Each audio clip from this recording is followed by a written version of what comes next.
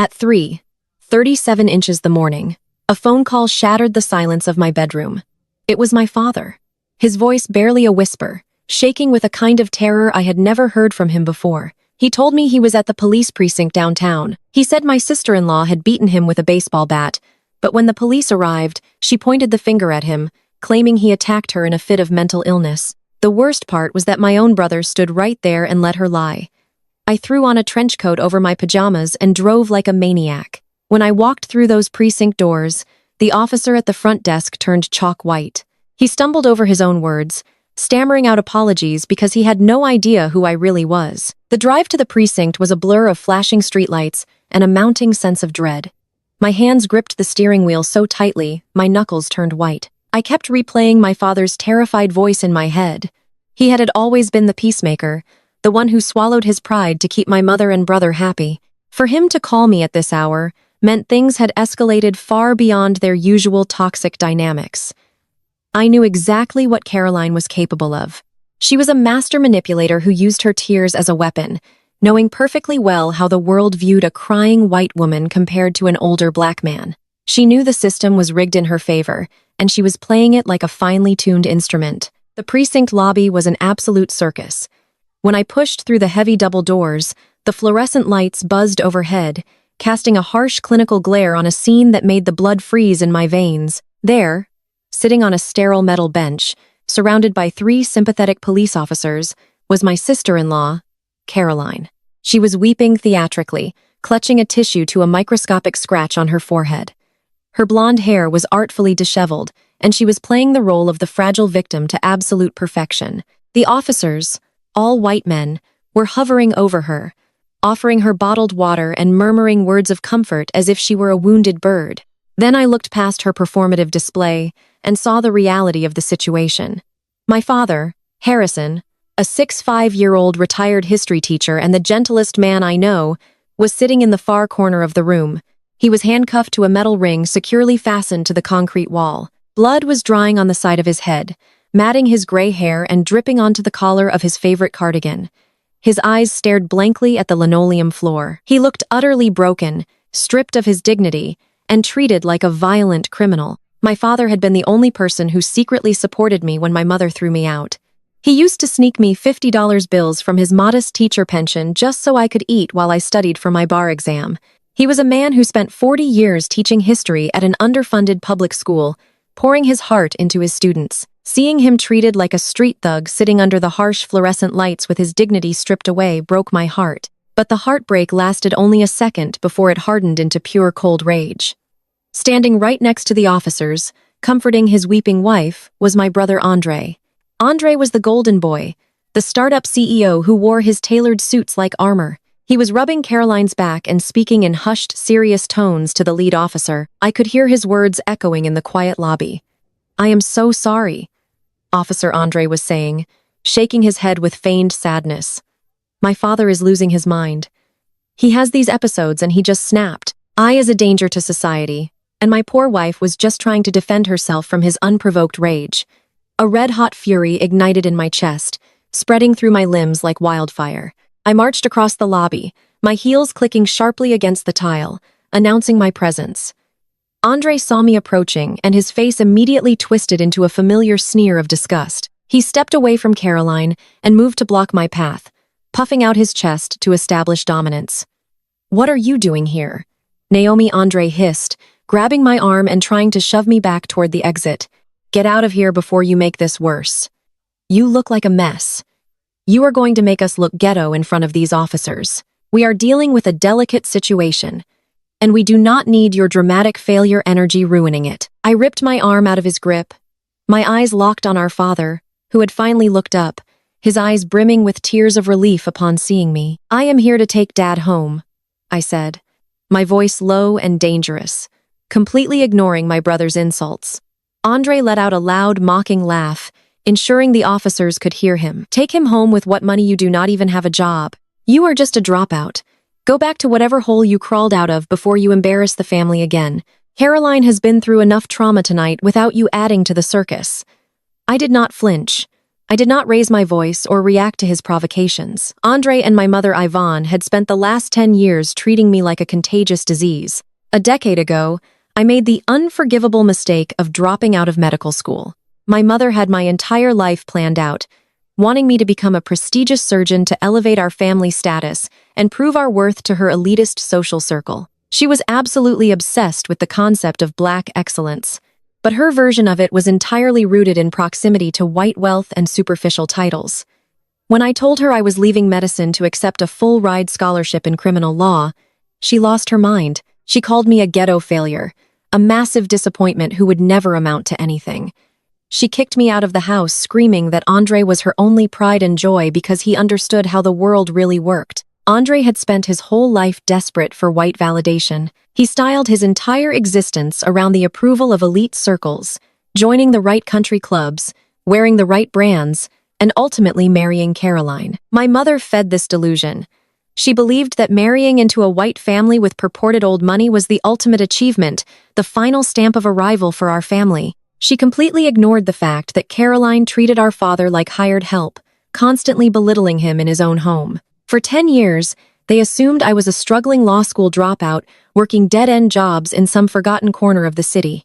They never bothered to check what I actually did with my life. They never knew that I had climbed the ranks with ruthless efficiency to become the deputy chief district attorney for this exact city, handling the highest profile cases in the state. I had spent the last decade building an empire of justice and quiet wealth, while they played pretend in their fragile glass house built on lies and credit card debt.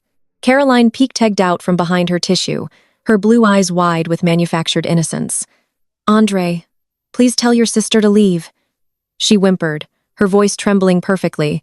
"I am already so traumatized by what your father did to me. I cannot handle her yelling right now. It is giving me terrible anxiety."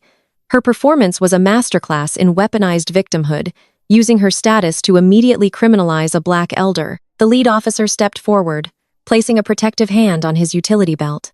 "Ma'am, you need to step back," he ordered, giving me a hard, dismissive look. "This is an active investigation, and the victim is highly distressed. If you do not leave the premises immediately, I will have you arrested for interfering with police business." I did not scream. I did not cry. I simply stepped around my brother, ignoring his angry protests, and walked straight up to the high desk, where the desk sergeant was typing away on his computer.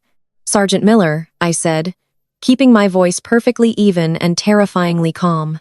The sergeant, an older man, the tree, an older man with graying hair, let out an annoyed sigh and looked up, ready to bark an order at me to leave the building. The moment his eyes met mine, the annoyance vanished completely. His jaw went slack. The color completely drained from his face, leaving him looking like he had just seen a ghost. He knocked over his half-empty coffee cup, sending brown liquid spilling across his keyboard, but he did not even seem to notice the mess. He leaped to his feet so fast, his chair rolled backward and slammed loudly into a metal filing cabinet. "Duty chief," he stammered, his voice cracking as he scrambled to stand at attention and smoothed down his uniform shirt. "I am so sorry, Mom. I had no idea. We did not know he was your father. Nobody told us." The entire lobby went dead silent. The officers surrounding Caroline froze, their hands dropping to their sides as they processed the title. Caroline's fake sobs stopped instantly, the tissue falling from her face as she stared at the sergeant in utter confusion. Andre looked like he had been struck by lightning, his mouth opening and closing without a single sound coming out. I slowly turned to face the lead officer who had just threatened to arrest me. His eyes were wide with panic, realizing he had just threatened the second highest-ranking prosecutor in the entire district. "You were saying, officer?" I asked, tilting my head slightly. "You were going to arrest me for checking on my father." The officer swallowed hard, sweat beading on his forehead.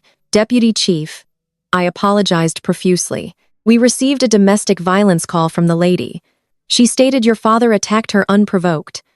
We were just following standard procedure based on her testimony." "Standard procedure?" I repeated, gesturing toward my father. "Does standard procedure include handcuffing a bleeding 5-year-old man to a bench without offering him medical attention while you serve bottled water to a woman with a paper cut?" The officers exchanged terrified glances. Nobody moved. "Take the cuffs off my father," I ordered the command, echoing off the sterile walls. Now, Two officers practically tripped over themselves, rushing over to my father, pulling out their keys with shaking hands. The heavy metal cuffs fell away with a clatter. I walked over and gently helped my father to his feet. He leaned heavily against me, his hands trembling. "I have got you, Dad," I whispered, wrapping my coat around his shoulders. "You are safe now." Andre finally found his voice, though it was weak and unsteady. "Deputy Chief," he repeated, staring at me as if I were a stranger. "Naomi, what is going on? How did you get that title? You are a dropout." I looked at my brother, feeling nothing but absolute disdain for the man standing before me. "I dropped out of medical school, Andre. I graduated at the top of my class from law school while you were busy playing pretend with your startup money." Caroline stepped forward, dropping the fragile victim act entirely. Her face flushed red with anger and sudden realization. "This is ridiculous," she snapped, crossing her arms. "I do not care what her job is. That old man assaulted me in my own home. I want him charged. I am pressing charges right now, and I will have my parents' lawyers call the mayor if I have to." I turned to face my sister-in-law fully. My gaze swept over her, taking in her perfectly manicured nails and her expensive designer clothes. "You can call whoever you want, Caroline," I said, my voice carrying a quiet, lethal authority. "But I promise you, before the sun comes up, you will be the one needing a defense attorney." Before Caroline could respond, before Andre could jump in to defend his precious wife, the heavy glass doors of the precinct burst open with a loud crash. A woman rushed into the lobby, her expensive designer heels clicking frantically against the sterile tile floor. It was my mother, Yvonne. She was a woman who had spent her entire existence curating an image of flawless excellence. And even now, wearing her expensive silk sleepwear hastily covered by a luxury trench coat, her hair was perfectly wrapped. I watched her eyes frantically scan the room, taking in the police officers, the desk sergeant, and finally her own family. My bleeding father looked at his wife of 40 years with a desperate and hopeful gaze. He was expecting the woman he loved to rush to his side and demand answers from the officers who had chained him like an animal. But that panic was not for the man she had been married to.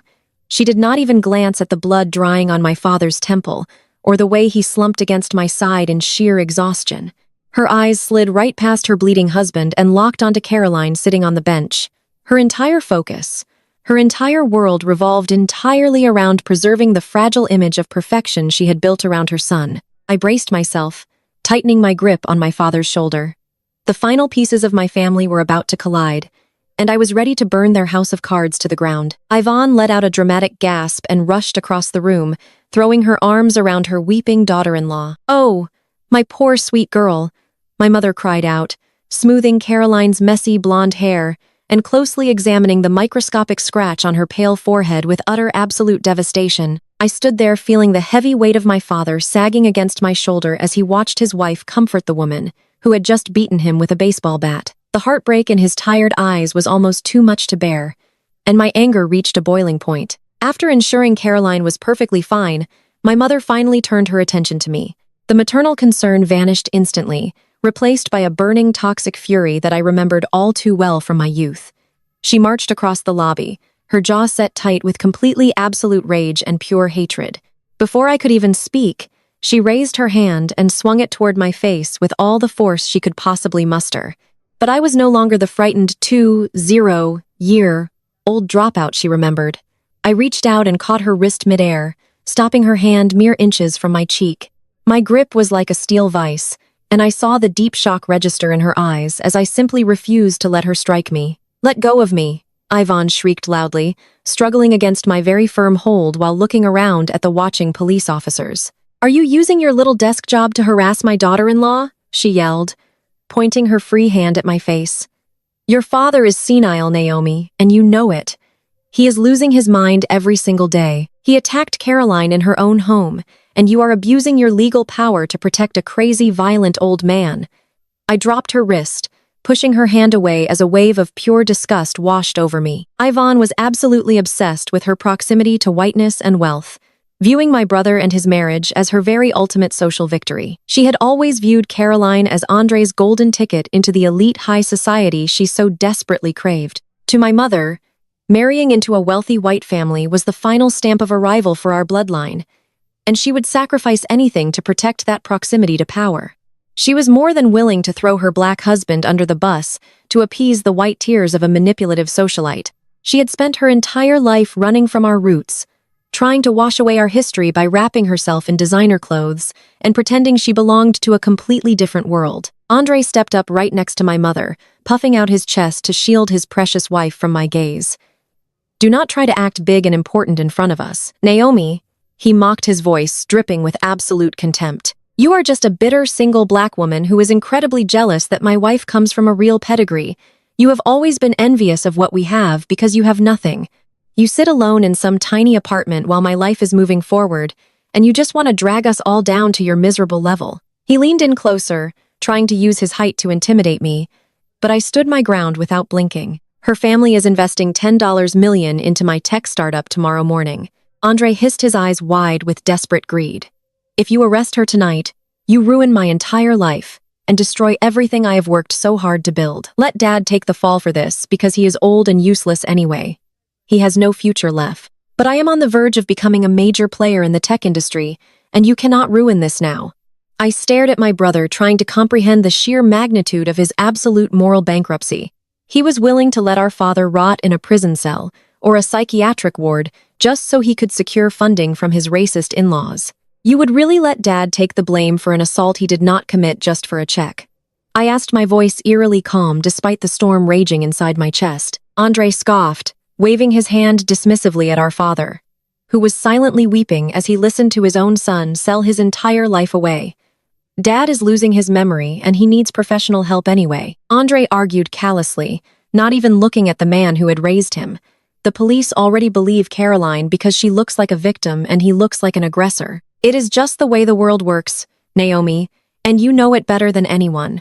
You work in the criminal justice system, so you know exactly what is going to happen if you push this. Just walk away and let the authorities handle Dad before you make a massive mistake that ends up destroying our family legacy forever." Caroline peeked out from behind my mother's back, the tears magically drying up now that she knew her husband and mother-in-law were firmly on her side. She smirked at me, a tiny vicious curve of her lips that contained volumes of entitlement and racial privilege. She stepped slightly closer to me, ensuring the police officers across the lobby could not hear her next words. "A jury will always believe a crying woman like me over an angry black man," she whispered, her voice dripping with venomous confidence. "You know I am right, so just back off right now." The sheer audacity of her statement hung in the sterile air of the precinct lobby like a toxic cloud.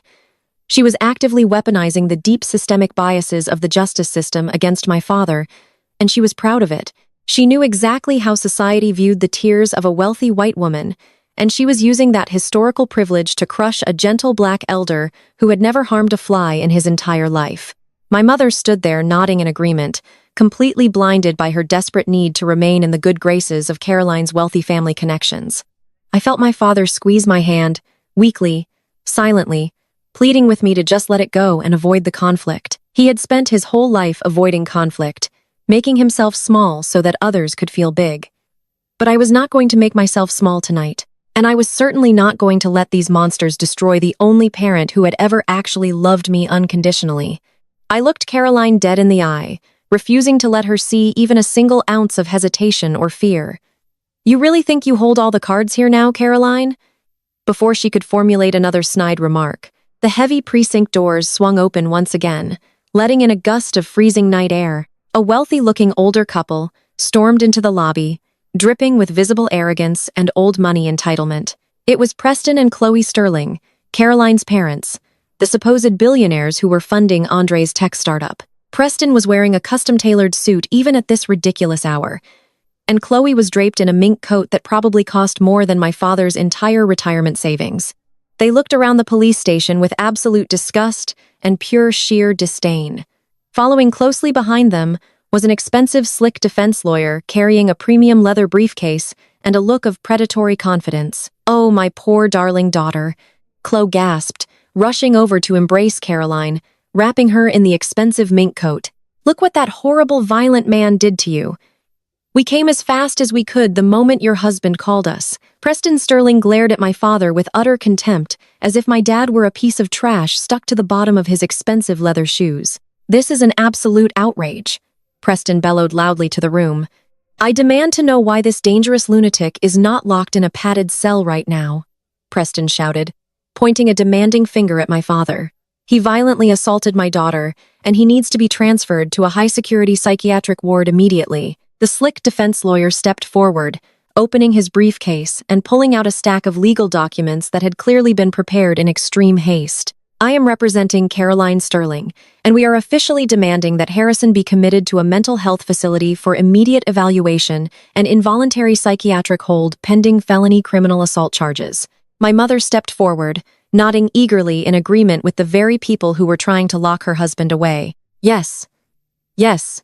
He needs help, Ivan babbled, attempting to curry favor with the powerful Sterling patriarch. We fully support whatever medical intervention is necessary to keep Caroline safe. Andre stood tall next to his father-in-law, looking incredibly proud of himself for aligning with the winning team. The desk sergeant, who had been silently watching the entire exchange, looked over at me, his face pale and sweating profusely, knowing exactly who I was and what power I held. The entire room seemed to hold its breath, waiting to see what I would do against this overwhelming wall of wealth, privilege, and racial bias. They truly believed they had already won the battle. They thought their money and their status would easily steamroll over a supposedly uneducated dropout and an aging black man. Caroline was practically glowing with triumphant satisfaction, leaning against her mother's fur coat while shooting me a look of pure, unadulterated victory. They had brought their big guns, and they expected me to cower in fear and simply walk away from my beloved, bleeding father. Now I felt my father slump heavily against me, his spirit completely broken by the combined betrayal of his wife, his son, and the vicious lies of his daughter-in-law. But as I looked at the arrogant faces of the Sterling family, the desperate social climbing of my mother, and the pathetic cowardice of my brother, I did not feel defeated. I felt the cold, calculated precision of a prosecutor who was about to dismantle a criminal enterprise piece by piece. They had absolutely no idea that they had just walked right into my heavily fortified jurisdiction of absolute authority. I slowly reached into my trench coat pocket and pulled out my official Deputy Chief District Attorney badge, letting the polished metal catch the harsh fluorescent light of the precinct lobby. The slick defense lawyer glanced at the badge, and his arrogant smile faltered slightly, his eyes narrowing as he tried to comprehend why a supposed dropout was carrying the highest-ranking prosecutorial shield in the entire state. I took a deep breath, ready to unleash a legal and financial reckoning that would completely obliterate their entire world and leave their precious house of cards burning in the absolute dust. The slick defense lawyer stepped forward, his expensive leather shoes squeaking slightly against the linoleum floor. He sneered at my badge for a fraction of a second before quickly composing his face into a mask of smug professional superiority. He introduced himself as Richard Vance, senior partner at one of the most ruthless law firms in the city. He did not care that I was the Deputy Chief District Attorney because he was used to buying and bullying his way through the legal system on behalf of his wealthy elite clients. He unclasped his premium briefcase with a sharp, aggressive click and pulled out a thick stack of freshly printed papers, aggressively slapping them onto the front desk right under the sergeant's nose. My clients are not here to debate the unfortunate reality of cognitive decline, Deputy Chief, he said, his voice dripping with unbearable condescension. We are here to execute an emergency medical intervention for a deeply disturbed man. He slid a specific document to the front of the pile, tapping his manicured finger heavily against a signature at the bottom of the page. This is a sworn medical affidavit signed by a board-certified psychiatrist stating that Harrison is suffering from advanced violent dementia. The doctor has officially concluded that Harrison is a direct and immediate threat to himself and others, especially to his deeply traumatized daughter-in-law, Caroline, who narrowly survived his vicious, unprovoked attack tonight. My father let out a weak gasp of pure betrayal, hearing them casually erase his entire sanity just to build a convenient legal defense for Caroline. My mother, Ivan, nodded vigorously, wrapping her arm tightly around Caroline's shoulders and loudly agreeing to the entire lobby that my father had been losing his mind and acting violently for months. The lawyer continued his relentless assault, completely ignoring the hot tears rolling down my father's weathered cheeks. Based on this medical evaluation, we have prepared emergency power of attorney documents, the lawyer announced, pulling out another thick stack of heavily redacted papers. My client Andre, as the only mentally stable and successful male heir, is taking immediate legal control of Harrison's medical and financial decisions. This includes the immediate transfer of the deed to the family estate, so that we can liquidate the asset to pay for the permanent psychiatric facility Harrison will be moved to before the sun comes up today. The absolute vile nature of their evil plan clicked into place in my mind with sickening crystal-clearer clarity. My father's house was not just some random piece of real estate. It was a stunning, fully paid-off generational Victorian mansion located right in the heart of a rapidly gentrifying neighborhood. My grandparents had scrubbed floors and worked their entire lives to pay off that house, leaving it to my father as a sacred heirloom that was currently valued at well over $3 million. For months, I had known that Andre and Caroline were desperately trying to convince my dad to sell the house to fund their lavish fake lifestyle, but my father had steadfastly refused. He wanted the house to remain in our family forever, serving as a sanctuary for future generations. Now, Caroline and her greedy elitist parents had orchestrated this entire violent charade just to declare him legally incompetent. They were going to lock my gentle, intelligent father in a mental asylum, throw away the key, and steal his $3 million home to pay off whatever massive debts their fake elite lifestyle had secretly incurred. I looked at my brother who was standing there trying his hardest to look like a concerned son making a tough medical choice. "You are trying to steal the house, Andre," I said, my voice dropping to a dangerous whisper that made the entire crowded room lean in to listen. "You let your entitled wife beat our father with a baseball bat. And now, you are trying to steal the only thing our grandparents managed to leave us." Andre scoffed, puffing out his chest and defensively adjusting his expensive silk tie. "Do not be so incredibly dramatic, Naomi," he sneered. "Dad cannot take care of that massive property anymore. Caroline and I are simply taking on the heavy burden of managing his complicated estate because someone has to be the responsible adult in this family. Her parents are bringing in top-tier investors tomorrow morning, and we need liquid capital to match their financial energy. Selling that old rundown house is the most logical step, and locking Dad away where he can get the help he clearly needs is just unfortunate collateral damage. It is entirely for his own good."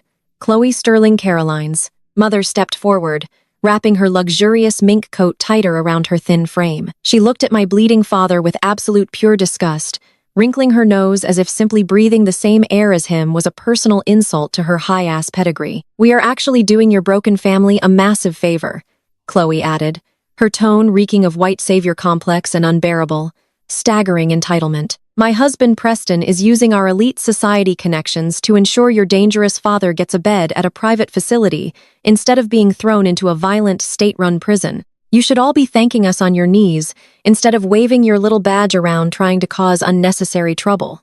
I let their arrogant, venomous words hang in the heavy air of the police precinct, giving them the false, comforting hope that they had actually backed me into a corner. The defense lawyer smirked, crossing his arms over his chest, completely convinced that his forged medical document was the ultimate untouchable trump card.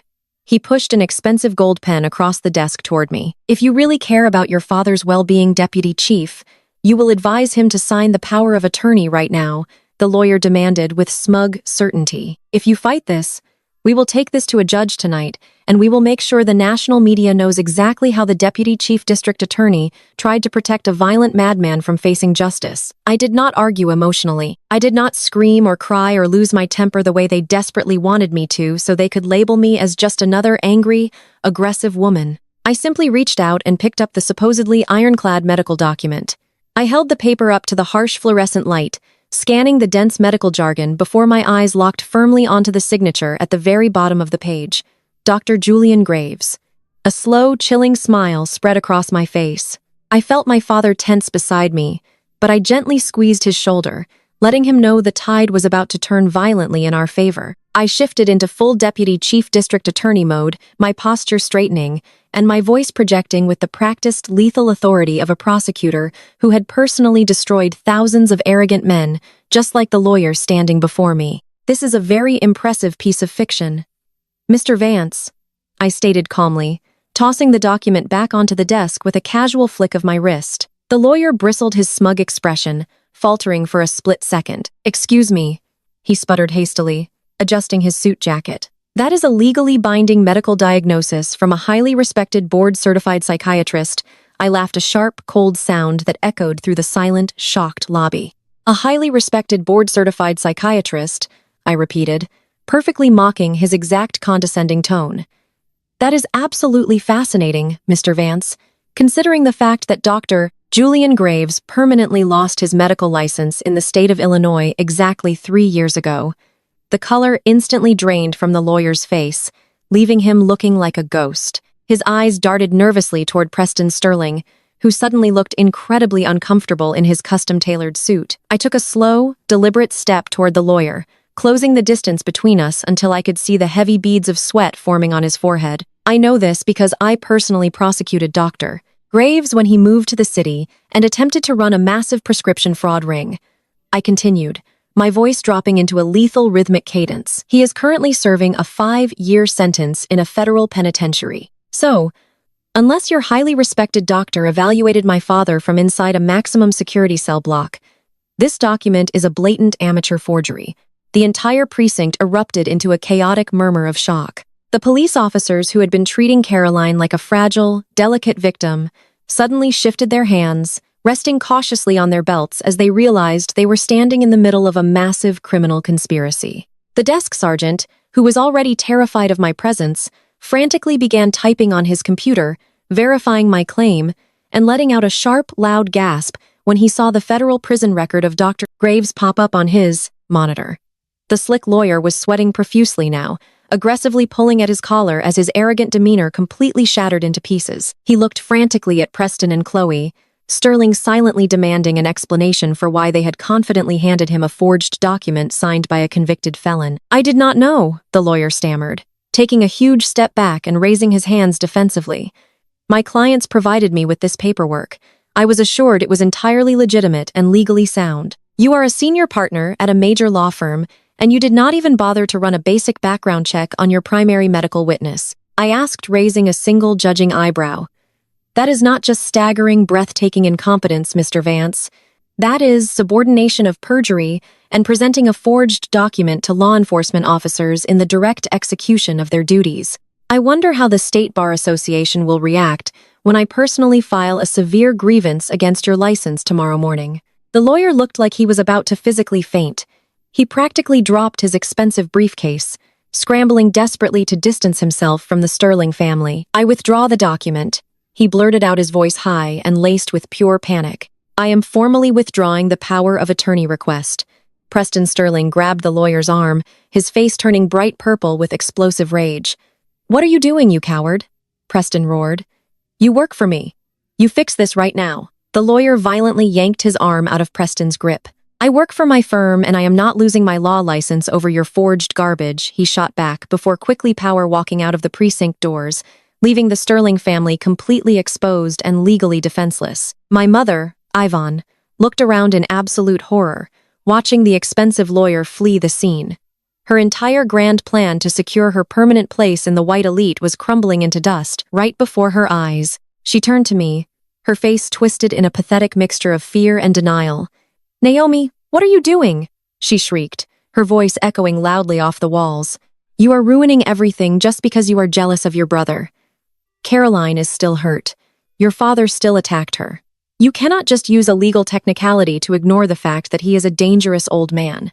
I turned to my mother, feeling a profound sense of heavy sadness that this woman had birthed me.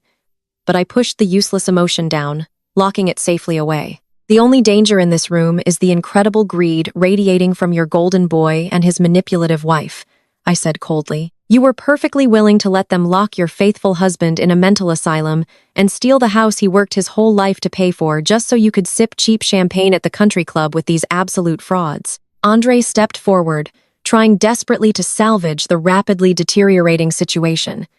He pointed a shaking, sweaty finger at me, his face slick with panic. You think you are so incredibly smart, Naomi? He yelled, his voice cracking under the intense pressure. Fine.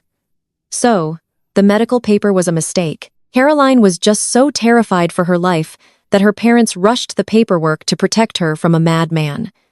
It does not change the core facts of what actually happened tonight. He grabbed Caroline's arm, pulling her forward to display the tiny red scratch on her forehead to the crowded room.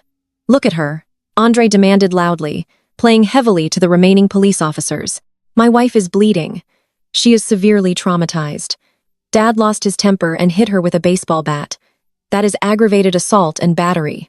You can tear up all the paperwork you want, but you cannot change the physical fact that a violent crime was committed against an innocent, defenseless woman. Caroline immediately picked up on her husband's cue, realizing that her elaborate scheme to steal the house had failed, and she now needed to rely entirely on her ultimate weapon, her tears.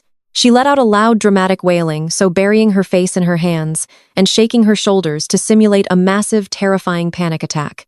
She stumbled forward, clutching the edge of the front desk and looking up at the desk sergeant with wide, watery blue eyes. "Please, you have to help me protect myself," Caroline cried, her voice quivering with perfect theatrical timing. I was just trying to bring him a warm cup of tea, and he went completely crazy. He grabbed his old baseball bat from the corner of the room, and he just started swinging at my head. I begged him to stop, but he kept screaming that I did not belong in his house because of my skin color. He hit me, and I barely managed to escape with my life. Look at my face.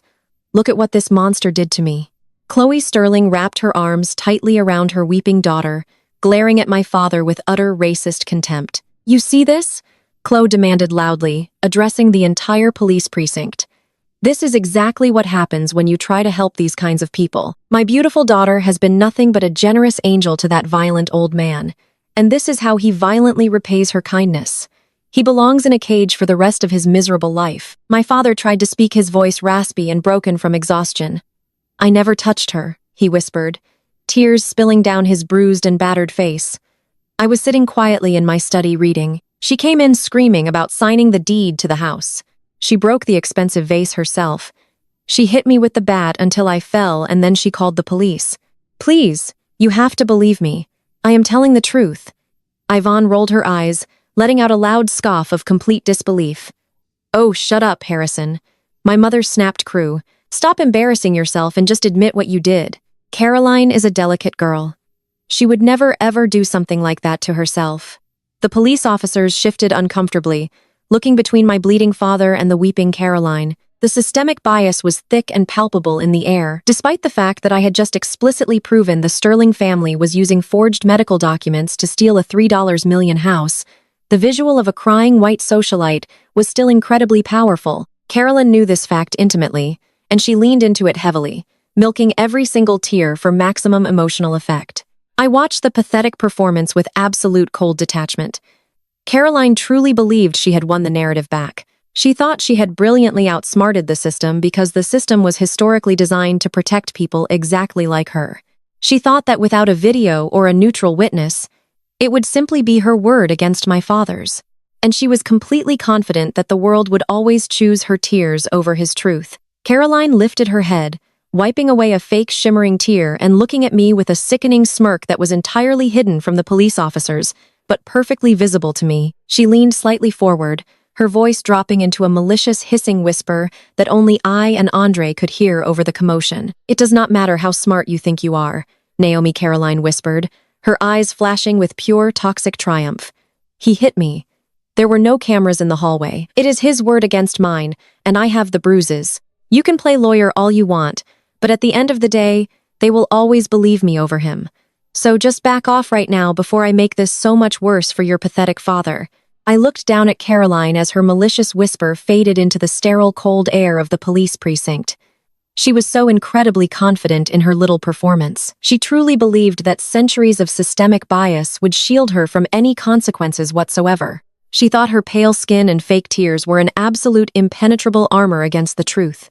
She was completely certain that the police would take one look at her manufactured bruises and immediately throw my elderly black father into a concrete cell without asking a single question. I did not break eye contact with her. I did not flinch or show even a fraction of the anger that was currently boiling inside my chest. Instead, a slow, chilling smile spread across my face. It was the exact same smile I used in the courtroom right before I completely obliterated a hostile witness on the stand. "You are absolutely right, Caroline," I said, my voice echoing clearly across the quiet lobby so that every single police officer could hear me. There are no cameras in the hallway of my father's house.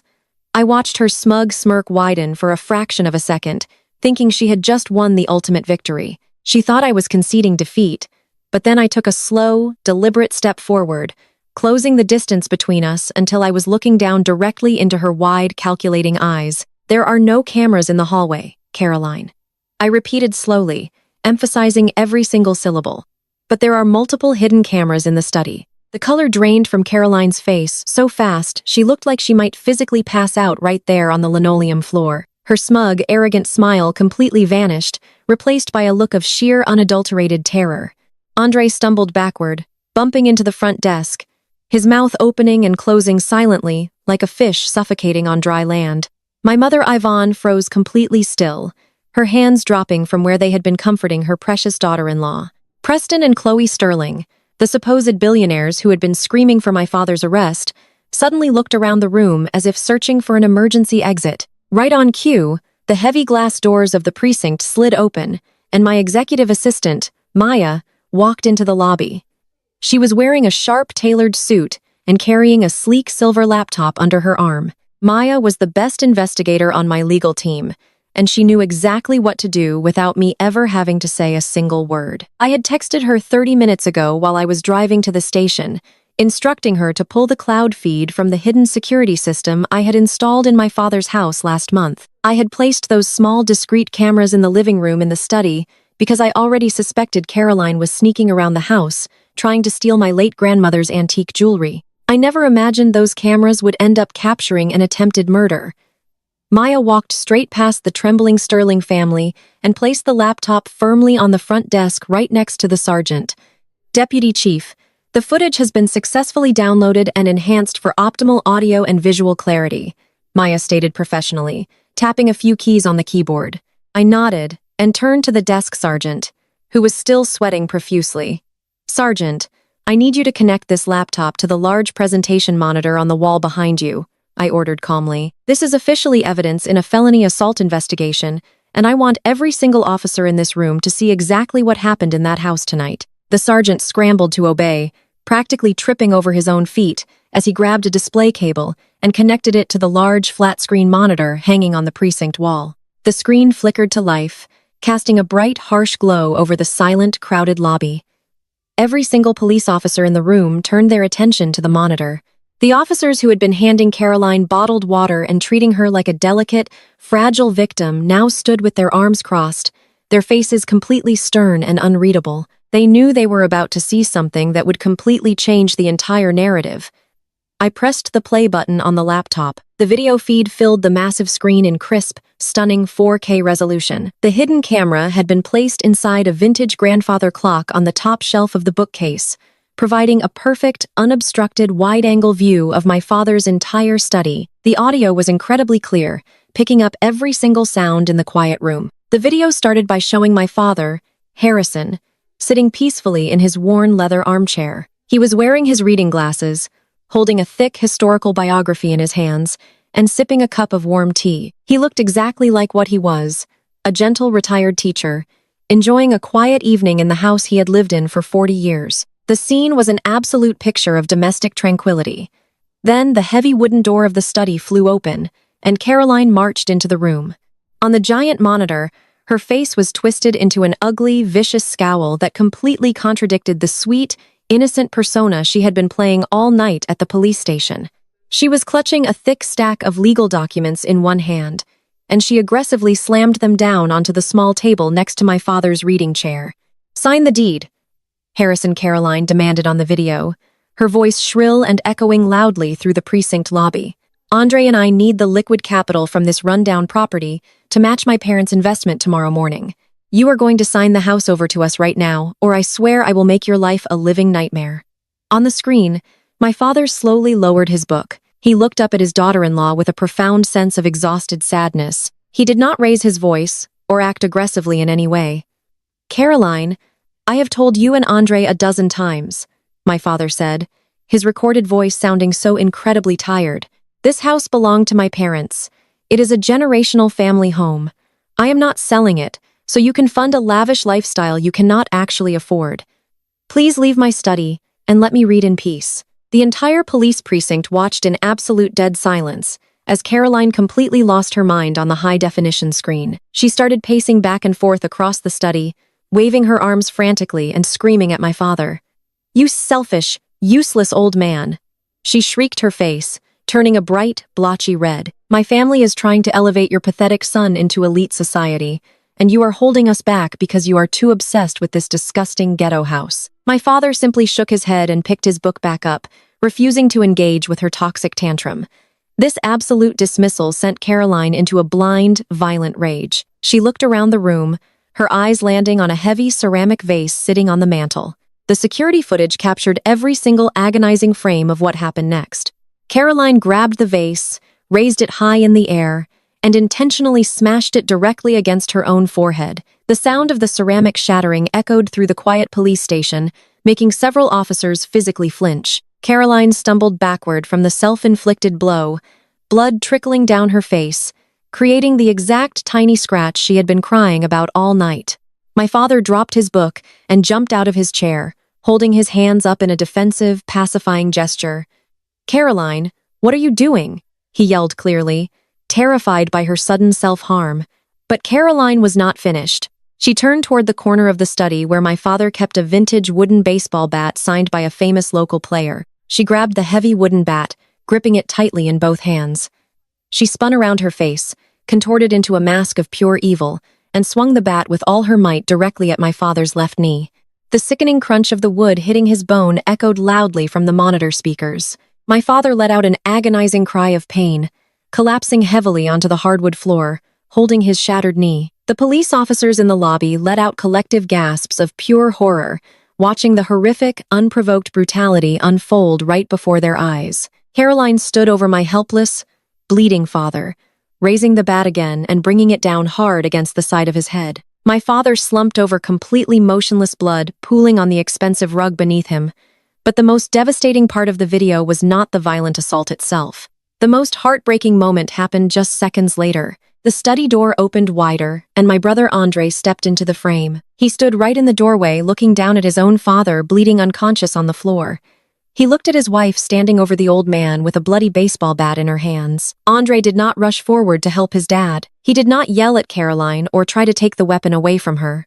Instead, my brother calmly reached into his tailored suit pocket, pulled out his expensive smartphone, and dialed 911. The hidden camera picked up the audio of his call perfectly. "Yes, I need police immediately," Andre said into his phone, his voice completely devoid of any emotion. "My father has lost his mind. He is suffering from a violent mental breakdown and he just attacked my wife unprovoked. Please hurry. He is dangerous." After making the call, Andre simply turned his back on our bleeding father, walking out of the study and gently closing the door behind him, leaving the old man alone on the floor with his attacker. The video feed stopped displaying a black screen, but the horrifying images were permanently burned into the minds of everyone standing in that precinct. The silence in the lobby was absolutely deafening. It was a heavy, suffocating quiet that pressed down on the room like a physical weight. The white police officers who had been comforting Caroline just 10 minutes ago were now staring at her with looks of absolute, pure, unadulterated disgust. The desk sergeant shook his head slowly, muttering a quiet curse under his breath. The truth was now entirely undeniable. They had all witnessed a vicious, premeditated, attempted murder, followed by a calculated racist frame job designed to lock an innocent black man in a cage. Caroline was trembling violently, her entire body shaking as the realization of her total destruction finally set in. The protective mask of white victimhood she had worn so proudly was completely shattered, leaving nothing but the ugly, violent criminal underneath. She looked around the room, seeking any friendly face, but the officers deliberately took several steps away from her, treating her like the dangerous predator she truly was. Preston and Chloe Sterling looked absolutely horrified, but not because an innocent man had been brutally beaten. They were horrified because their pristine high society reputation was about to be dragged through the mud and exposed on national television. Preston tried to open his mouth to yell an excuse to blame the camera angle or claim it was a deep fake, but the sheer undeniable clarity of the 4K footage made any defense completely impossible. He wisely snapped his mouth shut, his face turning a sickly shade of gray. Andre was hyperventilating, clutching his chest as he stared at the blank screen. He had just watched himself commit the ultimate betrayal of his own flesh and blood, and he knew that his life was entirely over. His startup, his fake wealth, his elite status. It was all burning to the ground right in front of him. Naomi, Andre whispered, his voice cracking pitifully. "Please, it is not what it looks like." I panicked. I was scared. I did not even dignify his pathetic lie with a response. I simply turned my gaze to the desk sergeant who was already reaching for his radio. "Sergeant," I said, my voice cutting through the heavy silence like a razor blade. "You have just witnessed irrefutable video, evidence of aggravated assault with a deadly weapon, filing a false police report, elder abuse, and conspiracy to commit fraud. I expect the perpetrators to be processed and placed in holding cells immediately without bail." The sergeant nodded firmly, his face set in grim determination. "Yes, Deputy Chief, right away." "Mom," he responded, gesturing sharply to the other officers in the room to move in and make the arrests. But before the officers could even take a single step forward, my mother Ivan did the most unthinkable, horrific thing I had ever witnessed in my entire life. Instead of rushing over to check on my father after watching him get brutally beaten with a baseball bat, instead of screaming at the daughter-in-law who had tried to murder her husband, Ivan threw herself onto the dirty linoleum floor of the police station. She crawled across the space between us, desperately grabbing the hem of my trench coat with both hands. She dropped to her knees, looking up at me with wild, frantic eyes, completely ignoring the blood still staining my father's cardigan. "Naomi, I am begging you," Yvonne screamed, her voice echoing shrilly off the concrete walls. "Delete the video. Tell the officers it was a mistake." I looked down at the woman who had given birth to me, feeling a wave of absolute revulsion that made my stomach physically churn. "You want me to delete the evidence of an attempted murder?" I asked, staring at her in sheer disbelief. "She just beat your husband half to death, and you want me to let her walk away?" Yvonne gripped my coat tighter, crying real tears now. But they were tears of greedy desperation, not sorrow for her husband. "If she goes to jail, the Steerings will pull the $10 million investment tomorrow morning," Yvonne wailed, shaking my coat violently. "Your brother will be totally ruined. His company will go bankrupt, and we will lose our only chance to finally belong to the elite society we deserve. He is your brother, Naomi. Please just do it for the family." I looked down at my mother, whose hands were still desperately clutching the fabric of my trench coat.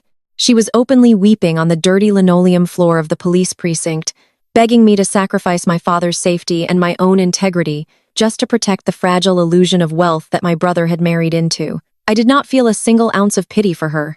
I reached down and slowly pried her trembling fingers off my coat one by one, treating her touch like a toxic substance.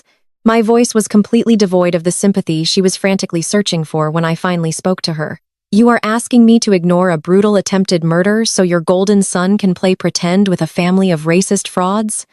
I asked, letting the sickening reality of her request hang heavily in the quiet air. "The answer is absolutely no." I turned my back on my mother, leaving her sobbing uncontrollably on the floor as her grand social climbing dreams completely shattered around her. I gently guided my father out of the lobby, letting my trusted assistant, Maya, handle the official paperwork for the arrests of Caroline and the processing of the evidence. The night air outside the precinct was freezing, but the overwhelming sense of clarity kept me entirely warm. I carefully helped my father into the passenger seat of my car, treating him with the utmost tenderness. He was quiet, his breathing shallow as the shock of the evening's betrayal settled deep into his bones. I drove him straight to a private hospital where I had personal connections, ensuring he would be treated with maximum discretion and top-tier medical care. The emergency room doctors immediately took him back to treat his shattered knee and the severe blunt force trauma to his head. I stood guard outside his hospital room for the remainder of the night, ensuring no one from our toxic family could reach him or attempt to manipulate him while he was vulnerable. Watching the gentleman who had sacrificed everything for his children lying in a hospital bed broken by his own family filled me with a cold, calculating resolve. I was going to dismantle their entire lives. By the time the sun began to rise over the city skyline, I was sitting in my home office sipping black coffee and preparing the formal felony indictment documents for Caroline Sterling. I knew her parents were arrogant, but I also knew they were backed into a corner, and desperate people always make massive mistakes. My phone had buzzed continuously throughout the early morning hours with updates from the precinct. Caroline had been officially processed, fingerprinted, and placed in a concrete holding cell, completely stripping away her glamorous influencer facade. Preston and Chloe Sterling had spent the entire night frantically pacing the precinct lobby, calling every powerful political connection they had, trying to arrange immediate bail, and somehow suppress the incident. What I did not anticipate was the sheer speed and malicious precision of their impending counterattack. Just before 8:00 the morning, My assistant Maya called me, her voice uncharacteristically tight with panic. "Deputy Chief, you need to look at the local news blogs right now," Maya said, her breath hitching slightly. "Preston Sterling made a move, and it is bad." I opened my laptop and navigated to the most prominent political gossip and news blog in the city. My heart went completely still when I saw the massive banner headline plastered across the very top of the homepage. The bold black text read, "Corrupt Deputy District Attorney protects violent father who viciously attacked innocent white socialite." Beneath the explosive headline was a video player, but it was not the crystal-clear 4K security footage I had played at the police station just hours prior. Preston Sterling had used his deep pockets and extensive shady media connections to secure a leaked, heavily edited two-conned clip of the altercation. Someone had deliberately stripped away all the audio, removing the damning sound of Caroline's racist slurs and her unhinged demands for the deed to my father's house. The footage had been maliciously cropped, zoomed in, and manipulated to show only a fraction of a second where my father Harrison had raised his hands defensively to shield his face from the incoming baseball bat. Out of context and carefully edited, it looked exactly like an aggressive, angry older black man lunging toward a terrified, crying blonde woman who was simply cowering in fear. They had manufactured a perfect visual lie, specifically designed to trigger every single historical racial bias and prejudice in the public consciousness. The comments under the video were already in the tens of thousands, and they were absolutely brutal to read. Anonymous users were calling for my immediate resignation from the prosecutor's office, demanding that my dangerous father be locked away in a maximum security prison forever, and praising Caroline as a brave, heroic survivor of unprovoked, senseless violence. The media spin was a highly calculated, targeted hit meant to completely derail my entire life and shift the narrative away from Caroline's actual crimes. What the Sterling family knew and what my brother Andre was banking on was the fact that I was currently the leading candidate for a massive career definishing promotion. In less than a month, the state governor was scheduled to officially appoint the new state attorney general, and I was widely known to be his top choice for the position. I had spent 10 grueling years building an impeccable, flawless reputation in the criminal justice system, working twice as hard as any of my peers. I had sacrificed romantic relationships, sleep, and personal comfort to prove that a black woman from a working-class background could rise to the very top of the legal food chain without compromising her morals or playing dirty politics. This media leak was explicitly designed to trigger a political scandal so massive and so toxic that the governor would have absolutely no choice but to distance himself from me to save his own administration. The Steerings were weaponizing public opinion and internet outrage, threatening to destroy my entire career and my father's remaining dignity simply to protect their own corrupt interests and keep Caroline out of a prison jumpsuit. As I sat at my desk watching the fabricated video loop over and over again, feeling a mix of disgust and fascination at their audacity, my personal cell phone began to ring. The caller ID displayed my brother Andre's name. I accepted the call, putting it on speakerphone and sitting back in my chair, letting him speak first. Andre did not sound panicked or afraid anymore. Instead, he sounded incredibly smug, his voice dripping with triumphant, unearned arrogance. "Did you see the morning news, Naomi?" he asked, letting out a dark, mocking chuckle that made my skin crawl. My father-in-law is a very powerful man, and his family essentially owns the local media syndicates in this city. They have reporters, editors, and prominent bloggers on their direct payroll who will print whatever narrative Preston Sterling tells them to print without asking a single question.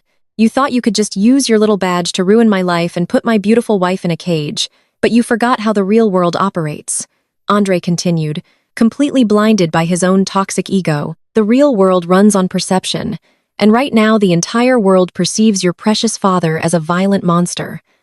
I remained perfectly silent, allowing him to dig his own grave with his words. Andre took my silence as a sign of submission and defeat, and his ego inflated even further. "Here is what is going to happen now, Naomi." My brother commanded, his tone completely ruthless and devoid of any familial loyalty. "You are going to drop all the charges against Caroline immediately and publicly apologize for the misunderstanding. Then you are going to bring Dad to my corporate office and force him to sign the deed to the house over to me by noon today. If you do exactly what I say, Preston will make a few phone calls, and that video will miraculously disappear from the internet within the hour. The bloggers will issue a retraction citing a mix-up, and your precious little reputation will survive this scandal. You can go on to be Attorney General and play the hero, but if you refuse to cooperate, Andre threatened, his voice dropping into a vicious sneer. My in-laws will ensure that video runs on every single national news network before dinner time. They will hire pundits to completely destroy your career. You will lose your only chance at the promotion you have wanted your whole life, and Dad will be publicly crucified as a violent predator. They will drag his name through the mud until he is a pariah in his own city. Make the smart choice for once in your life, Naomi, and just do it for the family. Secure the bag, and let the old man take the fall so the rest of us can thrive. I listened to my brother's ultimatum, feeling a profound sense of pity for how completely brainwashed he had become by his desperate pursuit of white validation and elite status. You really think a 2-second edited video is enough to make me betray my own father and compromise everything I have built? I asked, my voice eerily calm and entirely unshaken by his threats. You are about to learn a very painful permanent lesson about what real power actually looks like. Andre. I hung up the phone before he could say another word, cutting off his arrogant laughter and tossing my phone onto the desk. I was not going to negotiate with emotional terrorists, and I certainly was not going to let a group of elitist frauds intimidate me into dropping legitimate felony charges against a woman who nearly beat my father to death. But the situation was escalating far faster than I had initially anticipated, and the political fallout was already beginning to manifest. My phone buzzed again, but this time it was an official urgent notification from the internal secure network of the district attorney's office. My boss, the district attorney of the entire county, had just summoned me to his private office for an immediate mandatory meeting. When I arrived at this municipal building 30 minutes later shifted, the usually bustling hallways were buzzing with nervous whispers and side glances from paralegals and junior prosecutors. People I had mentored and worked alongside for years were actively avoiding making eye contact with me as I walked past their cubicles. The court of public opinion was already holding its trial, and the verdict was leaning heavily against me.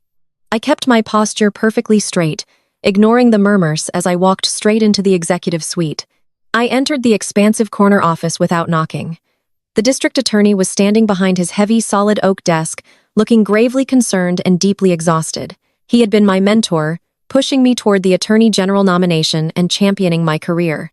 But right now, he looked like a man evaluating a massive political liability. He did not greet me or offer me a seat.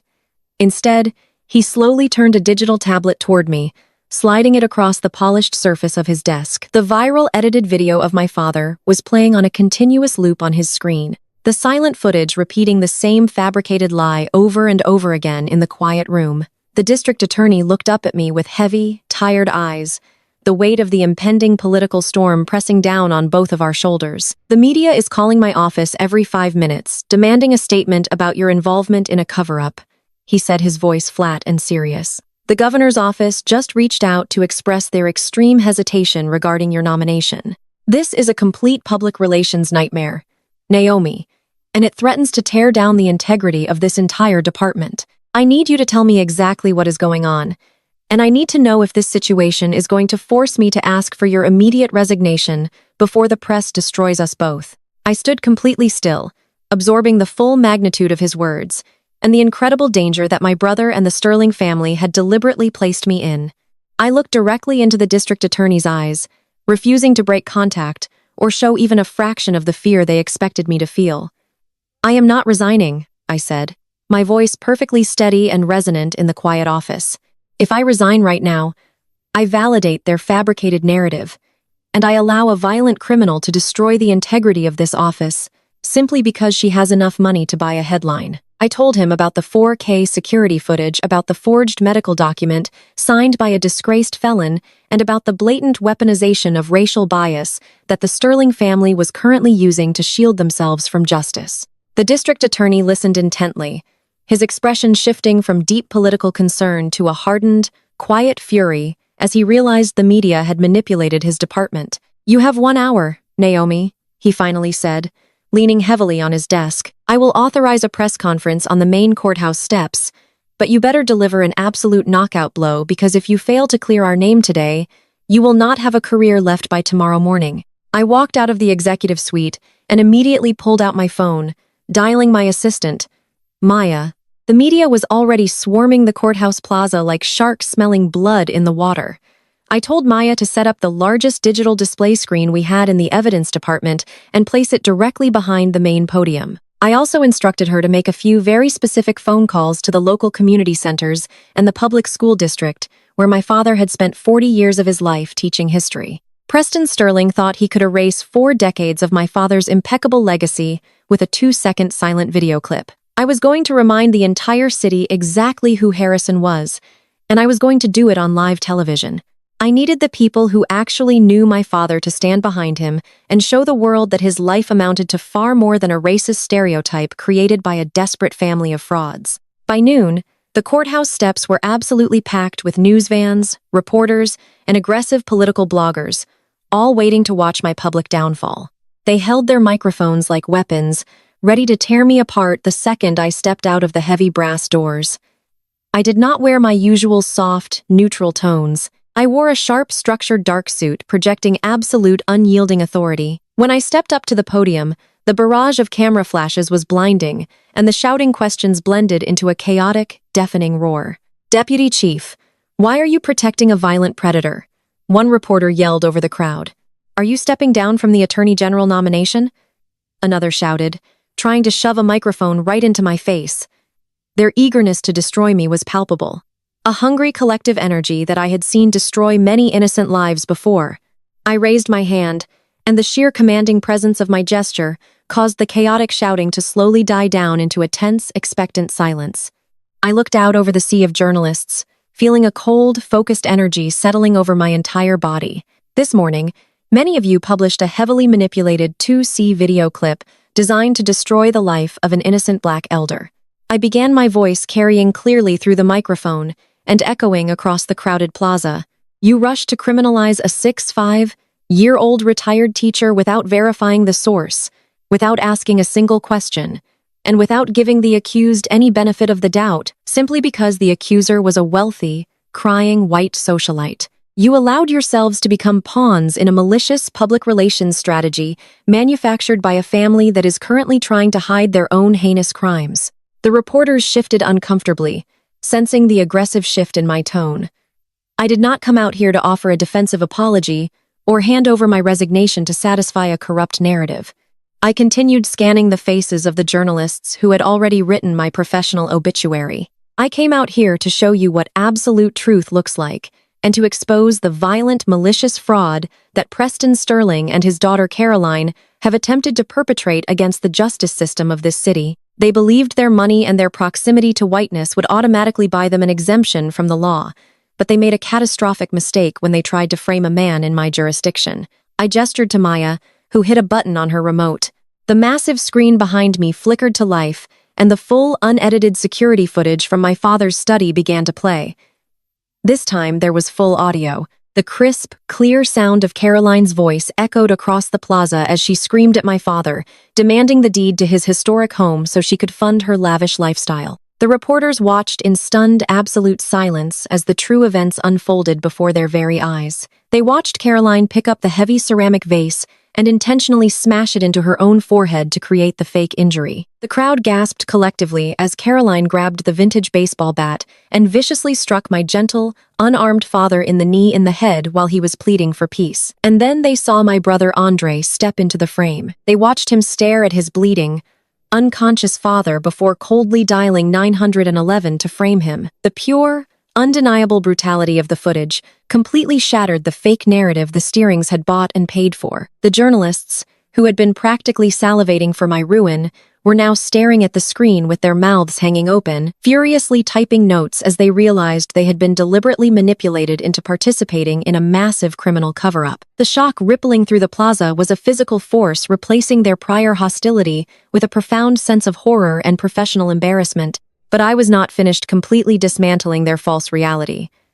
I stepped aside and allowed a steady stream of people to walk up the courthouse steps to stand firmly behind me. These were not expensive lawyers or paid public relations experts. These were the people whose lives my father had personally touched over the past 40 years. A prominent community leader stepped forward, taking the microphone. He spoke passionately about how my father had personally mentored him, keeping him out of gang violence when he was just a desperate teenager with nowhere else to turn. A local judge who had once been my father's student spoke about Harrison's gentle, patient nature and his unwavering dedication to his community. They shared stories of a man who brought groceries to struggling families, who stayed late to tutor failing students, and who built a legacy of Black excellence that did not rely on tearing others down to succeed. I took the microphone back, looking out at the cameras with a fierce, unwavering gaze. "What you saw this morning was not journalism," I stated clearly, my words cutting through the cool afternoon air. It was the weaponization of white tears designed to trigger systemic racial bias and protect a violent predator from facing the consequences of her own horrific actions. Caroline Sterling believed that her privilege would automatically shield her from justice. She believed that society would always blindly trust a crying white woman over a bleeding Black man, regardless of the actual evidence. Today we prove her wrong, and today we hold every single person who participated in this malicious defamation fully accountable under the full extent of the law. There will be no backroom deals, and there will be no quiet settlements. The atmosphere in the plaza completely inverted in a matter of seconds. The aggressive, hostile energy directed at me was instantly redirected toward the Sterling family and their corrupt media contacts. Reporters were already shouting into their phones, demanding their editors pull the fabricated story and issue immediate massive retractions. Social media feeds began exploding in real time as the unedited footage hit the internet, spreading like absolute wildfire. The public backlash against Caroline and her parents was swift, brutal, and entirely unforgiving. People who had been demanding my resignation just minutes ago were now calling for Caroline to be locked in federal prison for attempted murder. The hashtag defending Harrison began trending worldwide, completely erasing the toxic narrative my brother had tried to build. The media spin they had so carefully orchestrated had turned into a catastrophic public relations nightmare that would consume their entire family. I stepped away from the podium, ignoring the frantic questions being shouted by the journalists who were now desperately trying to get on my good side. I walked back through the heavy brass doors of the courthouse, feeling the profound, heavy satisfaction of securing justice for the only parent who had ever truly loved me. The air conditioning of the lobby washed over me, cooling my skin after the intense pressure of the press conference. I had protected my department, I had protected my father's legacy, and I had completely destroyed the false narrative they tried to hang around my neck. But the battle was not entirely over yet. As I walked across the polished marble floor of the courthouse lobby, I saw them waiting for me near the security checkpoint. Preston Sterling and my brother Andre were standing there, their faces twisted with an ugly, desperate rage. Preston's expensive suit looked slightly rumpled, and his face was bright red with explosive fury. He had clearly been watching the press conference on his phone, and he knew that his family's pristine reputation had just been publicly obliterated beyond all possible repair. His carefully constructed empire of social superiority was currently trending on the internet as a prime example of racial manipulation and criminal violence. Andre looked like a trapped animal pacing back and forth next to his father-in-law, running his hands over his head in a state of absolute frantic terror. When they saw me approaching, they marched forward, completely blocking my path to the elevators. Their body language was aggressive, trying to physically intimidate me one last time, but I simply stopped walking, keeping a comfortable, safe distance between us. I looked at them with the detached, analytical stare of a prosecutor evaluating two men who were about to lose absolutely everything. "You think you won?" Preston sneered, his voice shaking with a terrifying, uncontrollable anger that echoed loudly in the cavernous lobby. "You think playing that video makes you untouchable? You just humiliated my family on national television, and you think you can just walk away without consequences?" "I did not humiliate your family, Preston," I replied, my voice perfectly calm and devoid of any emotion, refusing to give him the reaction he craved. "Your daughter humiliated your family when she decided to violently attack an elderly man and then lie about it to the police. I simply provided the public with the correct lighting to see her true colors. You cannot blame me for the ugly reality that was hiding behind her tears." Preston took an aggressive step forward, pointing a trembling finger directly at my face, a desperate attempt to reclaim some fraction of his lost authority.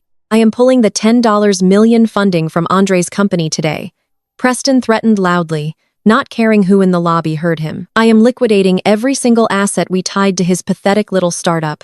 You just bankrupted your own brother, Naomi. You destroyed his entire life just to prove a point to the media. And as soon as my lawyers finish drafting the paperwork, I am suing you and your entire department for criminal defamation. I will tie you up in court for the rest of your miserable life until you are begging on your knees to settle." Andre stepped up right beside Preston, his eyes filled with a toxic mixture of hatred and sheer panic. "Look what you did, Naomi," Andre yelled, his voice cracking under the intense pressure of his crumbling reality. "They were our only tickets to the top and you ruined it. You just flushed $10 million down the drain because you wanted to play the hero for Dad. You ruined us completely, and there is no way coming back from this." I stood there in the quiet echo of the marble lobby, absorbing their pathetic threats and their desperate attempts to maintain control over a situation they had already completely lost. They still truly believed they held the ultimate financial power. They still thought their money was the most dangerous weapon in the room, and that pulling their funding would bring me to my knees in sorrow for my brother. They had absolutely no idea what was coming next, and I was going to enjoy watching their entire house of cards burn to ash. I stood completely still, letting Preston's empty threats echo off the cold marble walls of the courthouse lobby. Before I could even formulate a response to his pathetic intimidation tactics, the heavy brass doors behind them swung violently open. My mother, Yvonne, rushed into the lobby, her expensive trench coat flapping behind her like the wings of a desperate, panicked bird. She had clearly been watching the press conference from the street, and the reality of her shattered social climbing dreams had finally caught up to her. Her face was a mask of absolute, unhinged fury, and her eyes locked onto me with a level of hatred that no mother should ever hold for her own child. "Naomi, what have you done?" Yvonne screamed, her voice breaking into a hysterical screech that made several passing security guards stop and stare. "You ruined us," she wailed, throwing her hands up in the air in a theatrical display of pure misery. "You just went on national television and destroyed your brother's entire black excellence empire. The Steerings were our ticket to the top, Naomi. They were our only way into the elite society. We have worked so hard to join, and you just burned it all to the ground because you wanted to play the hero for that useless old man." I watched my mother hyperventilating in the middle of the courthouse lobby, completely ignoring the fact that the useless old man she was referring to was her husband of 40 years, who was currently lying in a hospital bed with a shattered knee and a severe concussion. She did not care about his pain or his suffering. She only cared about the imaginary high society invitations and the country club memberships she thought Caroline and her wealthy white parents were going to hand to her. She had sold her soul and her family for a seat at a table that was never actually going to welcome her. "You were always jealous of Andre." My mother continued sobbing aggressively as she moved closer to my brother, trying to shield him from my calm, calculating gaze. "You could not stand the fact that he was the successful one, the golden boy who married into real wealth and pedigree. So, you used your little government job to launch a malicious vendetta against his innocent wife. You just cost him $10 million, Naomi. You bankrupted your own brother out of pure bitter spite." Preston Sterling stood slightly behind my mother, nodding his head in arrogant agreement, crossing his arms over his expensive tailored suit. "That is exactly right," Preston sneered, his face still flushed with residual anger from the press conference. "You let your petty family jealousy cloud your professional judgment, and now you are going to pay the ultimate price when I ruin your career and pull every single cent of funding from your brother's company." I let them rant and rave, absorbing their toxic venom without flinching. I did not raise my voice, and I did not show a single ounce of the emotional devastation they were desperately trying to provoke. Instead, I slowly reached down and unclasped the twin silver locks on my sleek leather briefcase. The sharp mechanical clicks echoed loudly in the tense space, instantly drawing their attention. I placed the briefcase onto a nearby marble bench, opening it with deliberate, meticulous care. "Ticket to the top?" I asked, my voice dropping into a dangerous, quiet register that forced them to lean in and listen.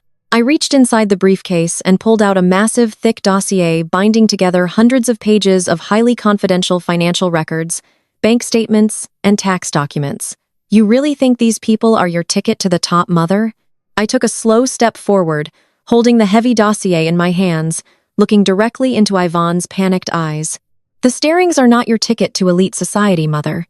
I stated my words, cutting through her hysterical delusions like a razor blade. "The Steerings are completely bankrupt." The entire lobby went dead silent. The arrogant smirk instantly vanished from Preston Sterling's face, replaced by a look of sheer, unadulterated terror. He took a sudden step backward, his mouth opening and closing soundlessly as he stared at the thick dossier in my hands. My mother froze, her tears drying up instantly as she looked back and forth between me and Preston, trying to process the impossible words I had just spoken.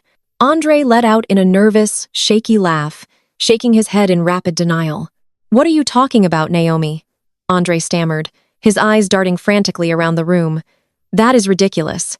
Preston is a billionaire. His family has old money. They own real estate all over the country." I turned my gaze to my brother, feeling a profound sense of pity for how easily he had been manipulated by his own desperate pursuit of white validation. "They do not own anything." "Andre," I said calmly, flipping open the heavy dossier and pulling out a certified bank statement highlighting the damning red numbers for him to see. "They lost their entire fortune 3 years ago in a massive real estate Ponzi scheme that completely collapsed. The custom suits, the mink coats, the luxury cars, it is all leased or bought on massive high-interest credit lines that are currently defaulting. They are drowning in millions of dollars of insurmountable debt."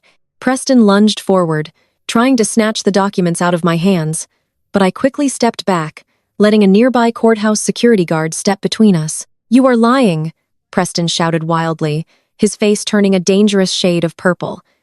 "Those documents are fabricated. You are just trying to slander us to save your own skin. These are certified federal tax records." "Preston," I replied, projecting my voice so the security guards and passing clerks could hear exactly what kind of fraud was standing in their lobby. "Your bank accounts have been overdrawn for months. You have 3 properties actively facing foreclosure, and your primary business license was suspended last year for tax evasion. You have absolutely nothing left but a fake reputation and a desperate need for liquid cash." My mother gripped Andre's arms so tightly her knuckles turned white. "No," she whispered, shaking her head in violent denial. "No, that cannot be true. Caroline comes from an elite family. They were going to invest $10 million into Andre's startup today. They never had $10 million to invest." "Mother," I explained slowly, ensuring every single word shattered her pathetic social climbing dreams. "They targeted Andre because they saw a desperate, insecure black man who was obsessed with proximity to whiteness. They knew he would be the perfect gullible puppet for their criminal enterprise. They have been using your precious Golden Boy startup company as an illegal front to apply for minority-owned business diversity grants and to funnel dirty money through offshore shell accounts to evade the Internal Revenue Service." Andre looked like he had been physically struck in the chest. He stumbled backward, hitting the cold marble wall and sliding down slightly as his legs refused to support his weight. "You are lying," he gasped, clutching his stomach. "Caroline loves me. Her family believes in my vision. They arranged the investors for me. They arranged a massive federal crime for you, Andre." I corrected him coldly, flipping to the next section of the dossier and pulling out an array of highlighted property deeds and loan applications. And when their illegal shell games started falling apart, when the dangerous people they owed money to started demanding immediate payment, they needed a massive influx of untraceable liquid cash to save their own skins. They needed exactly $3 million to pay off their mafia debts before the end of the week. I looked directly at Preston, whose eyes were now darting desperately toward the exit, clearly calculating if he could make a run for it before the authorities arrived. But Preston was completely trapped, and he knew it. I turned my attention back to my mother, watching the horrific realization slowly dawn on her face. "Do you understand now, Mother?" I asked, my voice dripping with absolute contempt for her willful ignorance. They did not attack Dad because he was losing his mind. They attacked him because he stubbornly refused to sign over the deed to his historic $3 million Victorian estate. Caroline tried to beat an elderly man to death and frame him for assault so that Andre could secure emergency power of attorney and immediately liquidate the property. They were going to let your faithful husband rot in a maximum security psychiatric ward just so they could steal his house and pay off their own shady criminal debts. And your perfect, successful golden boy stood right there in the doorway and let it happen because he was too desperate for their fake elite approval to protect his own flesh and blood. The sheer magnitude of the betrayal hung heavily in the freezing air of the courthouse lobby. My mother let out a strangled, horrific gasp, clapping both hands over her mouth as she stared at Preston Sterling with wide, terrified eyes.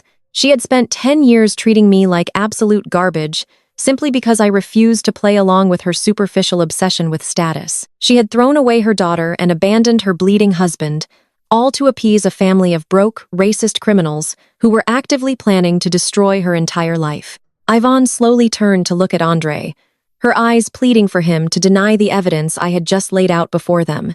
"Tell me she is lying." "Andre," my mother whispered, her voice breaking into a pathetic, desperate whine. "Tell me Caroline did not use you. Tell me we are not losing everything." But Andre was completely spiraling into a severe psychological break.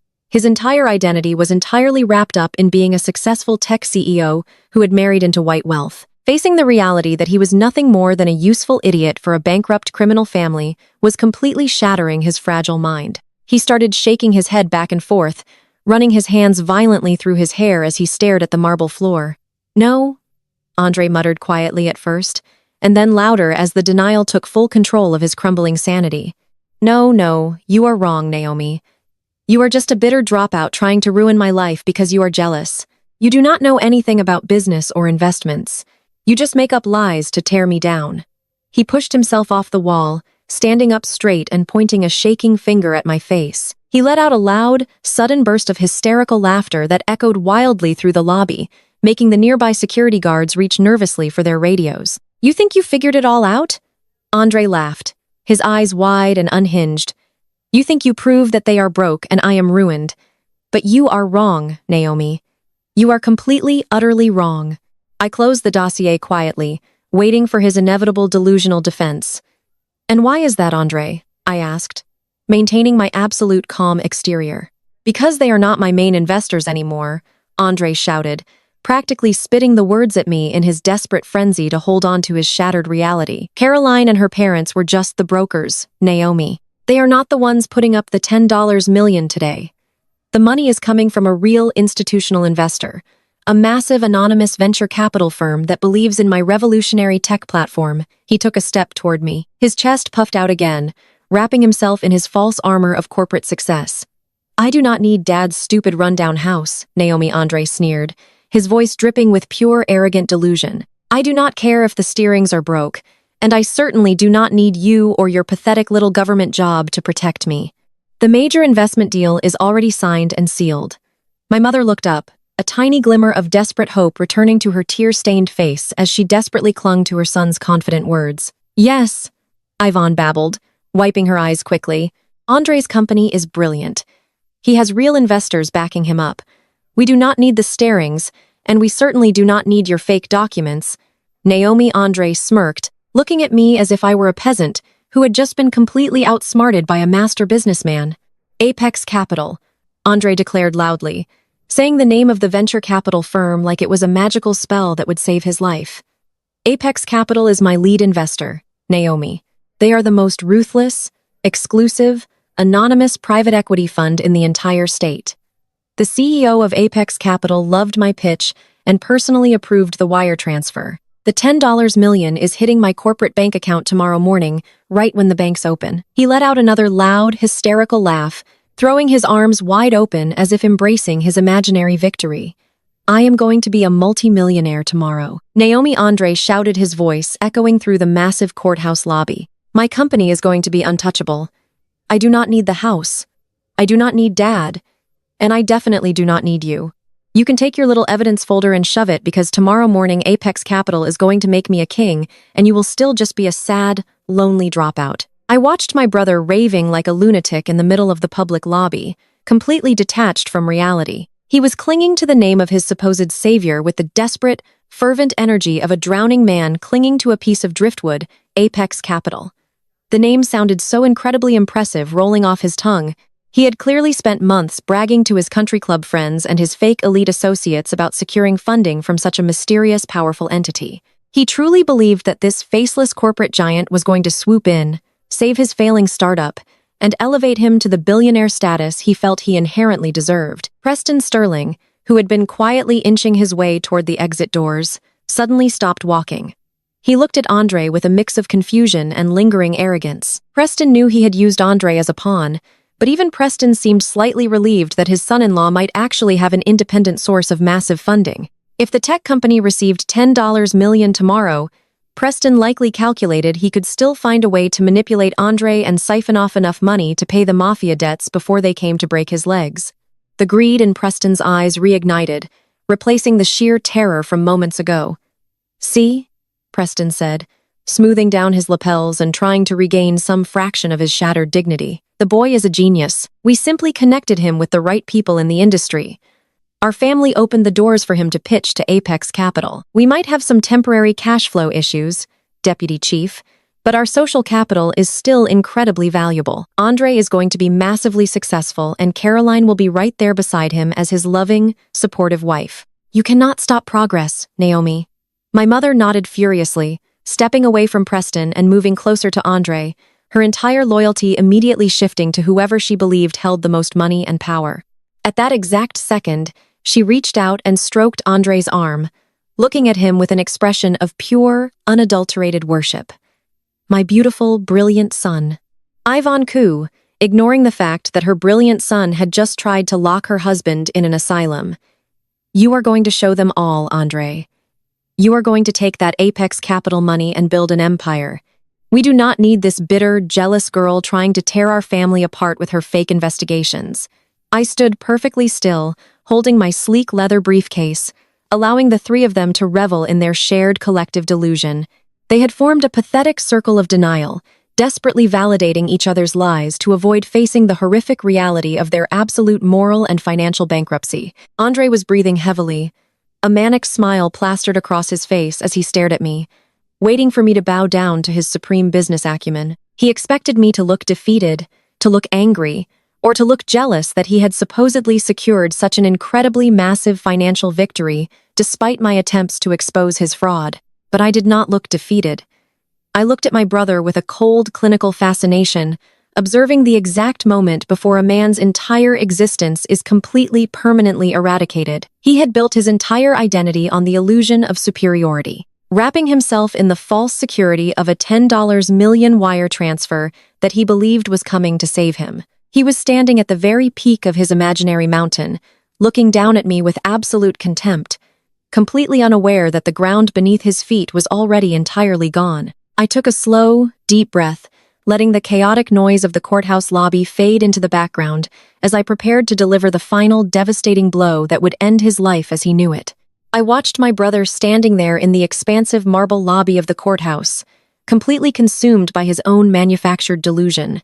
Andre was panting heavily, his chest heaving under his expensive tailored suit as he clung desperately to the imaginary lifeline of Apex Capital. He truly believed that this faceless corporate entity was going to swoop down from the heavens tomorrow morning and deposit $10 million into his fraudulent tech startup, saving him from the catastrophic reality I had just exposed. My mother, Yvonne, was standing right beside him, her eyes wide with a pathetic, desperate hope. She had instantly pivoted back to worshipping her golden boy the second he mentioned the possibility of incoming wealth. Preston Sterling was also watching Andre with a renewed sense of predatory calculation, clearly plotting how he could siphon off that incoming venture capital money to pay his mafia debts before they came to break his legs. They were all standing in a pathetic circle of shared delusion, completely blind to the absolute destruction that was staring them right in the face.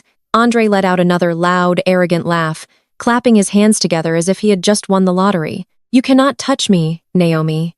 My brother boasted, his voice echoing loudly off the polished stone walls, drawing the attention of several passing paralegals and security guards. Apex Capital is the most exclusive private equity fund in this entire state. They manage billions of dollars in assets, and their anonymous CEO personally reviewed my business model and approved my Series B funding round. They do not care about some stupid family drama over a broken-down house, and they certainly do not care about your pathetic little fake investigations. Tomorrow morning, when the banks open, the wire transfer will hit my corporate accounts, and I will be completely untouchable. I will buy 10 houses, just like Dad's, and I will not let you or him anywhere near them. I let his frantic, arrogant words hang in the freezing air of the lobby, allowing him to build his imaginary pedestal as high as it could possibly go. The higher he climbed in his own mind, the more devastating the impact would be when I shattered the ground beneath his feet. I slowly uncrossed my arms and took a deliberate, measured step forward, closing the distance between us, until I was standing just inches away from my brother. The manic, triumphant smile on his face faltered for a fraction of a second as he looked into my eyes, expecting to see defeat or jealousy, but finding only an endless, bottomless void of absolute pity. Andre, I asked, my voice dropping into a deadly, quiet register that completely commanded the chaotic space around us. Who exactly do you think owns Apex Capital? The question hung in the air like a physical weight pressing down on the entire group. Andre's arrogant smile slowly completely vanished from his face, replaced by a sudden flickering look of intense confusion. He blinked several times, looking at me as if I had just spoken to him in a foreign language. What kind of stupid question is that? Andre scoffed, crossing his arms defensively over his chest, though his hands were noticeably trembling now. The founder and CEO is a private billionaire investor.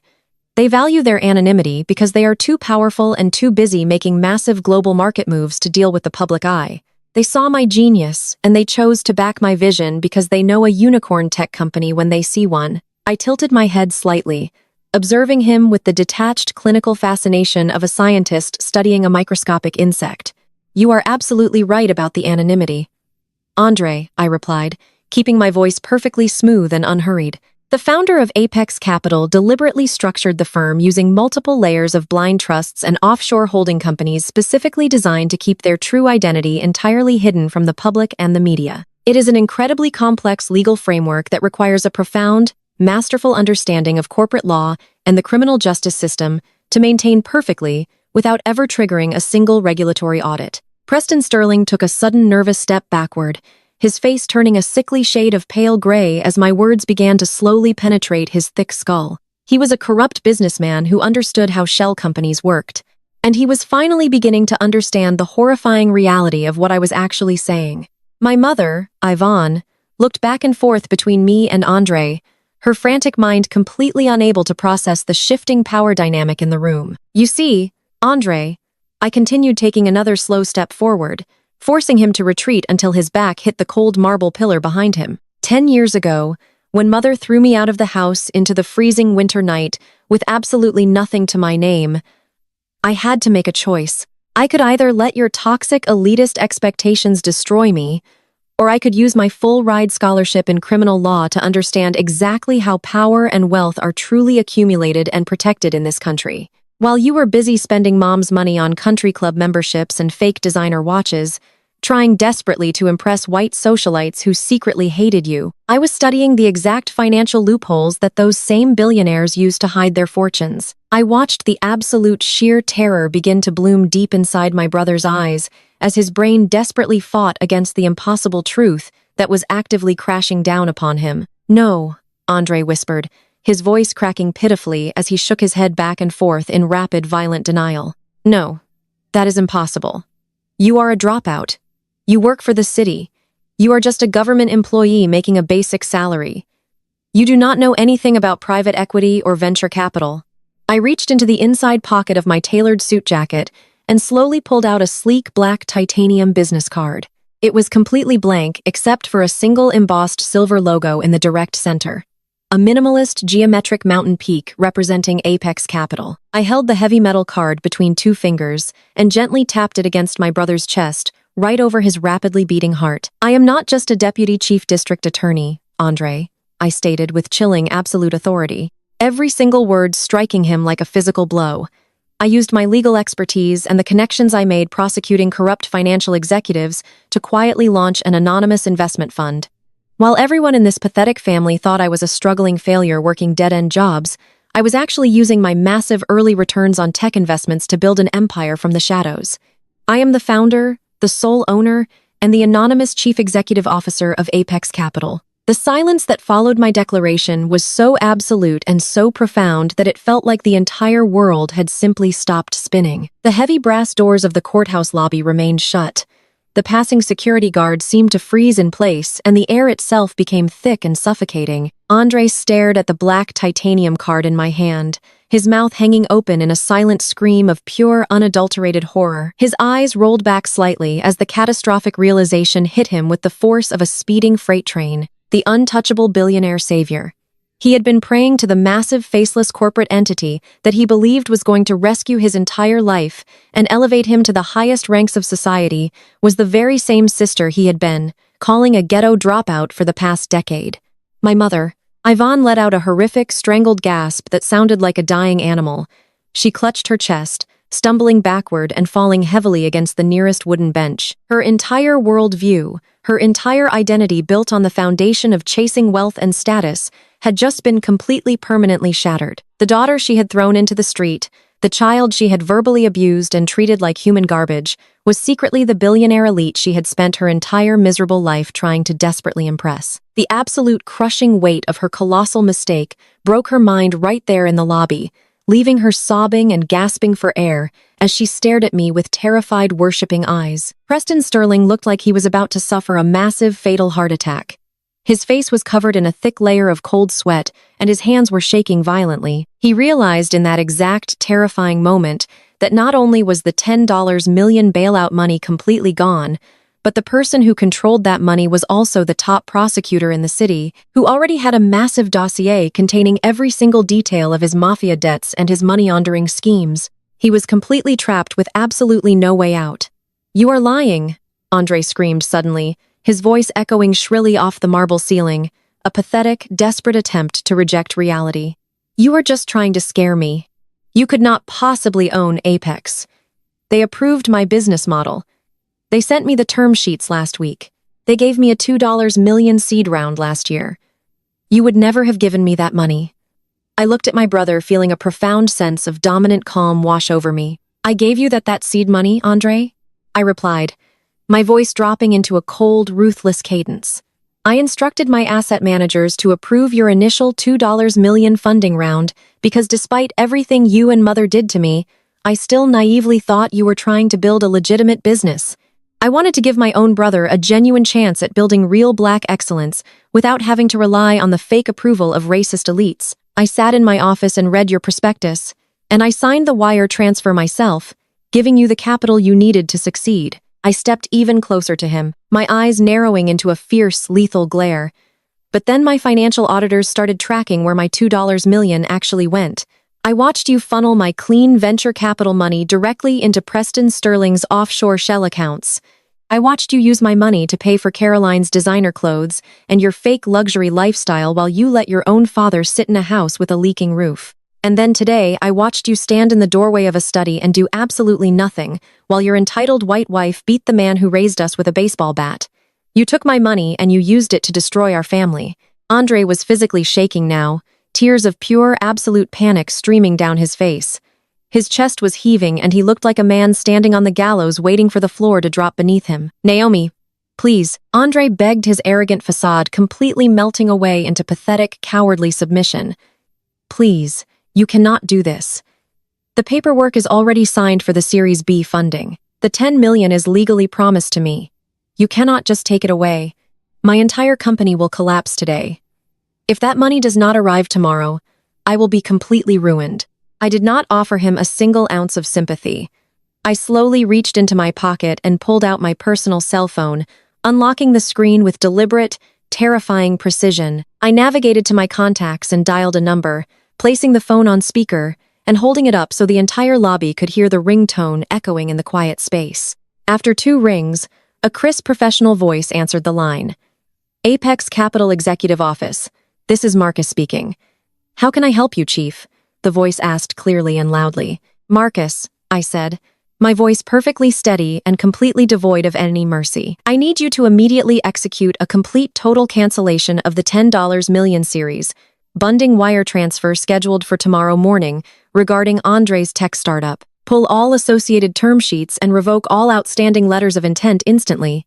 "Understood, Chief," Marcus replied without a single second of hesitation, the sound of rapid keyboard typing echoing through the speaker. "The Series B funding has been officially canceled, and the wire transfer authorization is permanently revoked. Is there anything else?"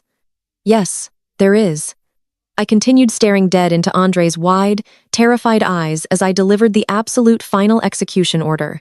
"Initiate the immediate recall clause on the initial $2 million seed investment we provided to his company last year.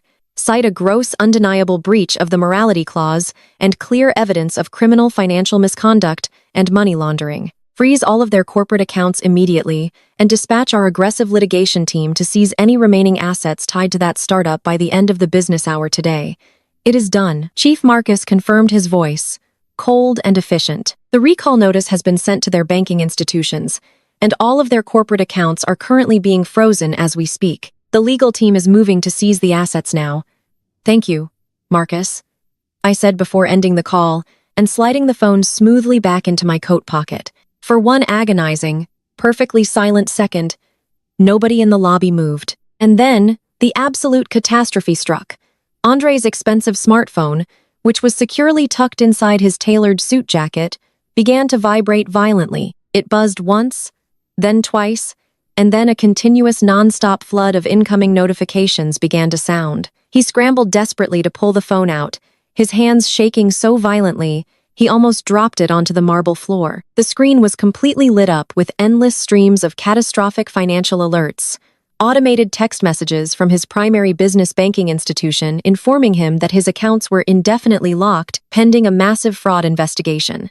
Urgent, frantic emails from his chief financial officer, screaming that their payroll accounts had just been drained and that investors were pulling out of the company in a massive coordinated panic.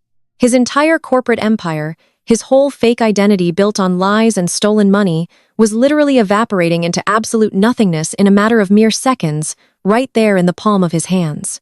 No, no, no, no, Andre chanted repeatedly, staring at the cascading notifications on his screen, his voice rising into a high-pitched, hysterical wail. My company, my money, it is all gone. It is all completely gone. You bankrupted me, Naomi. You destroyed everything I have. He dropped to his knees on the cold marble floor, sobbing uncontrollably, completely stripped of his pride, his wealth, and his golden boy status. Yvonne sat on the nearby bench, covering her face with her hands, weeping loudly as she watched her precious son lose absolutely everything, recognizing that her chance at entering high society was permanently dead. Preston Sterling was clutching his chest, breathing heavily, as the reality of his impending mafia debts and federal prison sentence crashed down upon him. Out of the corner of my eye, I noticed movement near the heavy brass exit doors. Caroline, who had secretly been brought down from the holding cell by her expensive, slick lawyer to await the bail hearing, was standing near the back of the lobby. She had clearly been watching the entire exchange unfold, and she had seen the exact moment the $10 million completely vanished. Realizing that the money was permanently gone, that her husband was now completely destitute and bankrupt, and that her powerful elite parents were entirely ruined, Caroline slowly backed away. The fake tears were completely gone from her face, replaced by a cold, calculating survival instinct. She turned her back on her sobbing husband, her crying mother-in-law, and her terrified parents, and quietly, desperately tried to slip out the back door of the courthouse, completely abandoning them all to their inevitable destruction. I stood tall in the center of the shattered remains of my former family, feeling an overwhelming, profound sense of absolute dominance. They had tried to bury me, they had tried to destroy my father, and they had tried to steal from the very hands that secretly fed them. But I was the deputy chief district attorney. I was the CEO of Apex Capital, and I was the one who controlled the entire board. They had played their final hand, and I had just completely, absolutely annihilated them. Caroline had almost made it to the heavy oak doors at the back of the courthouse lobby. Her expensive designer heels clicked softly against the polished marble floor as she desperately tried to distance herself from the catastrophic financial ruin that had just consumed her husband and her parents. She kept her head down, her blonde hair falling forward to hide her face, acting exactly like a cowardly rat abandoning a rapidly sinking ship. She truly believed that if she could just slip quietly through those massive doors, she could hail a private luxury car retreat to a safe 5-star hotel, and somehow magically spin this entire absolute disaster to her millions of followers online as a tragic situation she was completely innocent of. I watched her delicate hand reach out to firmly grasp the cold brass handle of the exit door. I did not shout after her or command the armed courthouse security guards to physically stop her. I simply stood there in the very center of the shattered lobby, with my arms crossed tight, and waited for the final trap to spring completely closed. Caroline pulled the heavy door open, but before she could even take a single desperate step outside into the cool afternoon air, a massive imposing wall of dark tactical gear completely blocked her forward path. The heavy doors were violently shoved wide open from the outside, forcing Caroline to stumble backward in absolute sheer terror. More than a dozen heavily armed federal agents wearing dark weather windbreakers with the bright yellow letters FBI printed boldly across their broad chests swarmed into the expansive courthouse lobby. Their heavy tactical boots hit the polished marble floor with a terrifying coordinated marching rhythm that instantly silenced the pathetic sobbing of my mother and the hysterical manic hyperventilating of my broken brother. The federal agents moved with swift, lethal precision, immediately establishing a tight, secure perimeter around the entire trembling Sterling family. Preston Sterling let out a loud, choked gasp, his arrogant face turning completely chalk white as he suddenly realized the absolute finality of his horrific situation. Chloe Sterling dropped her expensive designer handbag, letting her cosmetic items spill across the floor as two stern federal agents moved quickly to flank her sides. Andre remained frozen on his knees, completely paralyzed by the terrifying sight of federal law enforcement invading the previously safe space. Caroline was slowly backing away from the exit door, her chest heaving wildly as she found herself completely surrounded by aggressive agents with absolutely nowhere left to run and nobody left to emotionally manipulate. They had spent the entire morning focused solely on trying to destroy my political career with heavily edited gossip videos and fake racist news headlines. They had been so incredibly obsessed with winning the superficial court of public opinion that they completely forgot they were actively dealing with the top deputy chief district attorney. While they were busy making frantic, panicked phone calls to bloggers and pulling their fake investments, I had quietly instructed my elite financial crimes division to officially hand over my entire unredacted dossier directly to the Federal Bureau of Investigation. My brilliant team had spent the last several hours working hand-in-hand with aggressive federal prosecutors to trace every single offshore account, every fake diversity grant application, and every massive wire fraud transaction tied directly to their illegal shell companies. The concrete evidence of their systemic money laundering and their desperate, chaotic attempts to pay off violent mafia debts using my brother's tech startup as a clean front was so overwhelmingly airtight that a severe federal judge had signed the emergency arrest warrants without a single moment of hesitation. The Sterling family was not just facing local assault charges anymore.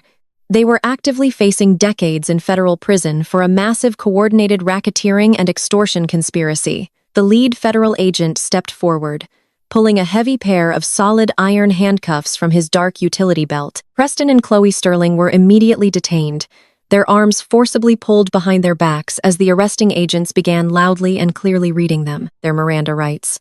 Caroline realized she was next on the list, and she instantly defaulted to the only manipulative survival tactic she had ever successfully known. She dropped dramatically to her knees on the cold marble floor, tilting her head back up, and letting a massive flood of pristine manufactured tears stream rapidly down her pale cheeks. "Please, you absolutely cannot arrest me," Caroline wailed loudly, her voice trembling with perfect, flawless theatrical pitch.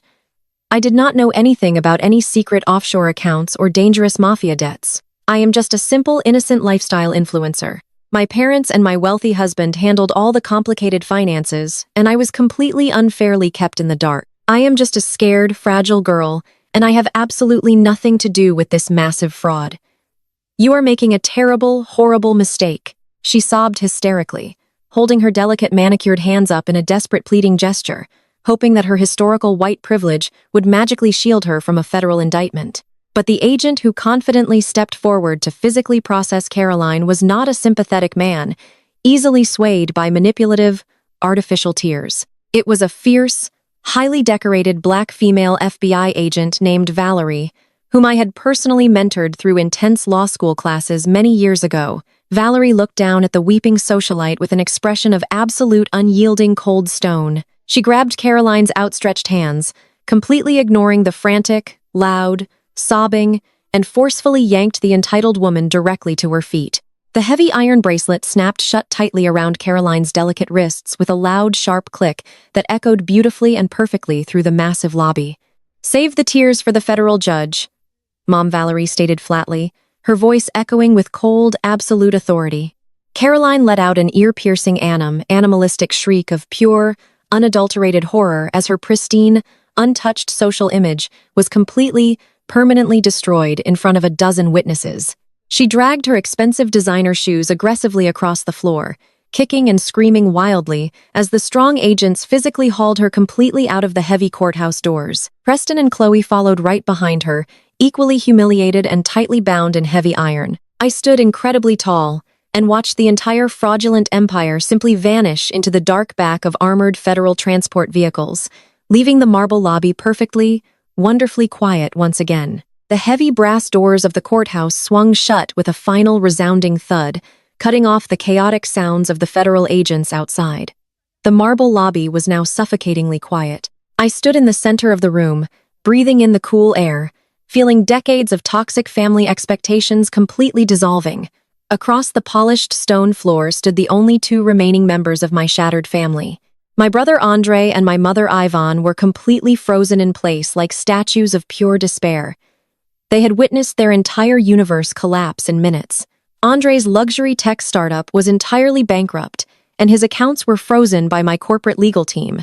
The wealthy white family they had practically worshipped and sold their souls to impress was currently sitting in the back of federal transport vehicles, facing decades in prison for massive racketeering and extortion. Their pristine illusion of black excellence built on self-hatred was permanently dead. Right there on the courthouse floor, Andre was staring blankly at the empty space where his wife had just been dragged away in heavy iron handcuffs. His custom-tailored suit suddenly looked cheap and pathetic, hanging off his trembling frame. He had sacrificed his own father, his own sister, and his own dignity just to be accepted by people who secretly viewed him as nothing more than a convenient criminal scapegoat. The reality of his profound stupidity was visibly crushing the air out of his lungs, leaving him gasping and hollow.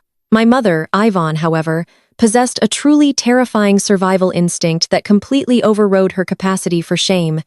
She slowly turned her gaze away from the exit doors and looked directly at me.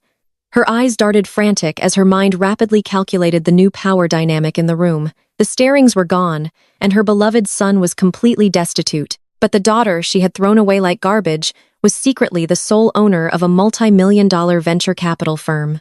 I watched her face transform with sickening speed. The vicious, hateful sneer she had worn just 20 minutes ago completely vanished, replaced by a wide, desperate, fawning smile that made my stomach physically churn with absolute revulsion. Naomi, my sweet, brilliant daughter, Ivan cooed, taking a tentative step toward me, her voice dripping with artificial honey and manufactured maternal pride. She clasped her hands together in front of her chest, looking at me as if I were a glowing savior descending from the heavens. I always knew you were destined for absolute greatness, Naomi. I always knew you had the sharpest mind in this entire family. You own Apex Capital. You built an entire investment empire all by yourself.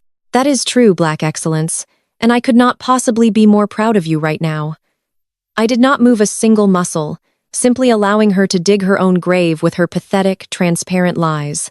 Yvonne took another step closer, her eyes shining with greedy, desperate hope. The steerings were horrible, manipulative people.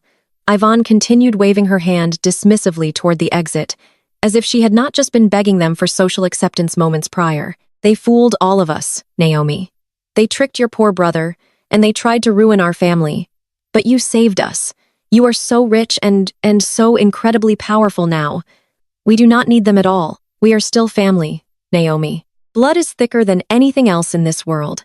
Let us put all of this ugly business behind us and just go back to my mansion right now. We can sit down in the formal dining room, have a nice warm meal, and figure out how to start over together.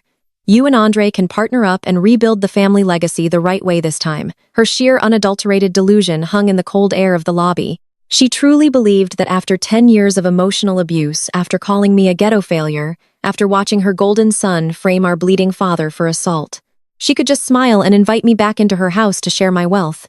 She thought her maternal title would magically erase a lifetime of toxic manipulation. I looked at my mother with a gaze so entirely devoid of warmth that she finally stopped walking, her fake smile faltering under my lethal stare. "Your mansion?" I asked, my voice dropping into a deadly quiet monotone that echoed sharply off the marble pillars. "You mean the historic gated estate in the affluent district that you love showing off to your country club friends?" "Yes, of course, sweetie." Yvonne nodded eagerly, her fake smile returning as she thought. I was actually considering her ridiculous offer. Our beautiful home. We can go there right now and rest. I slowly shook my head, completely shattering her final desperate illusion. "You do not have a mansion anymore, Mother," I stated coldly, watching the hopeful light instantly die in her eyes. "You see, while you were busy bragging to your fake elite friends about your successful tech CEO son, you never bothered to check how he was actually funding his lavish lifestyle before the starings came along. 6 months ago, Andre secretly used the deed to your precious mansion as collateral to secure a massive high-interest bridge loan from a predatory shadow lender. He needed the cash to maintain the illusion of extreme wealth so Caroline would agree to marry him. When Andre failed his loan payments, the bank quietly foreclosed on your beautiful home last week. I continued, my voice perfectly merciless. I bought it at the auction. You have 24 hours to clear your things out. I am turning it into a shelter for abused elders. Ivan collapsed,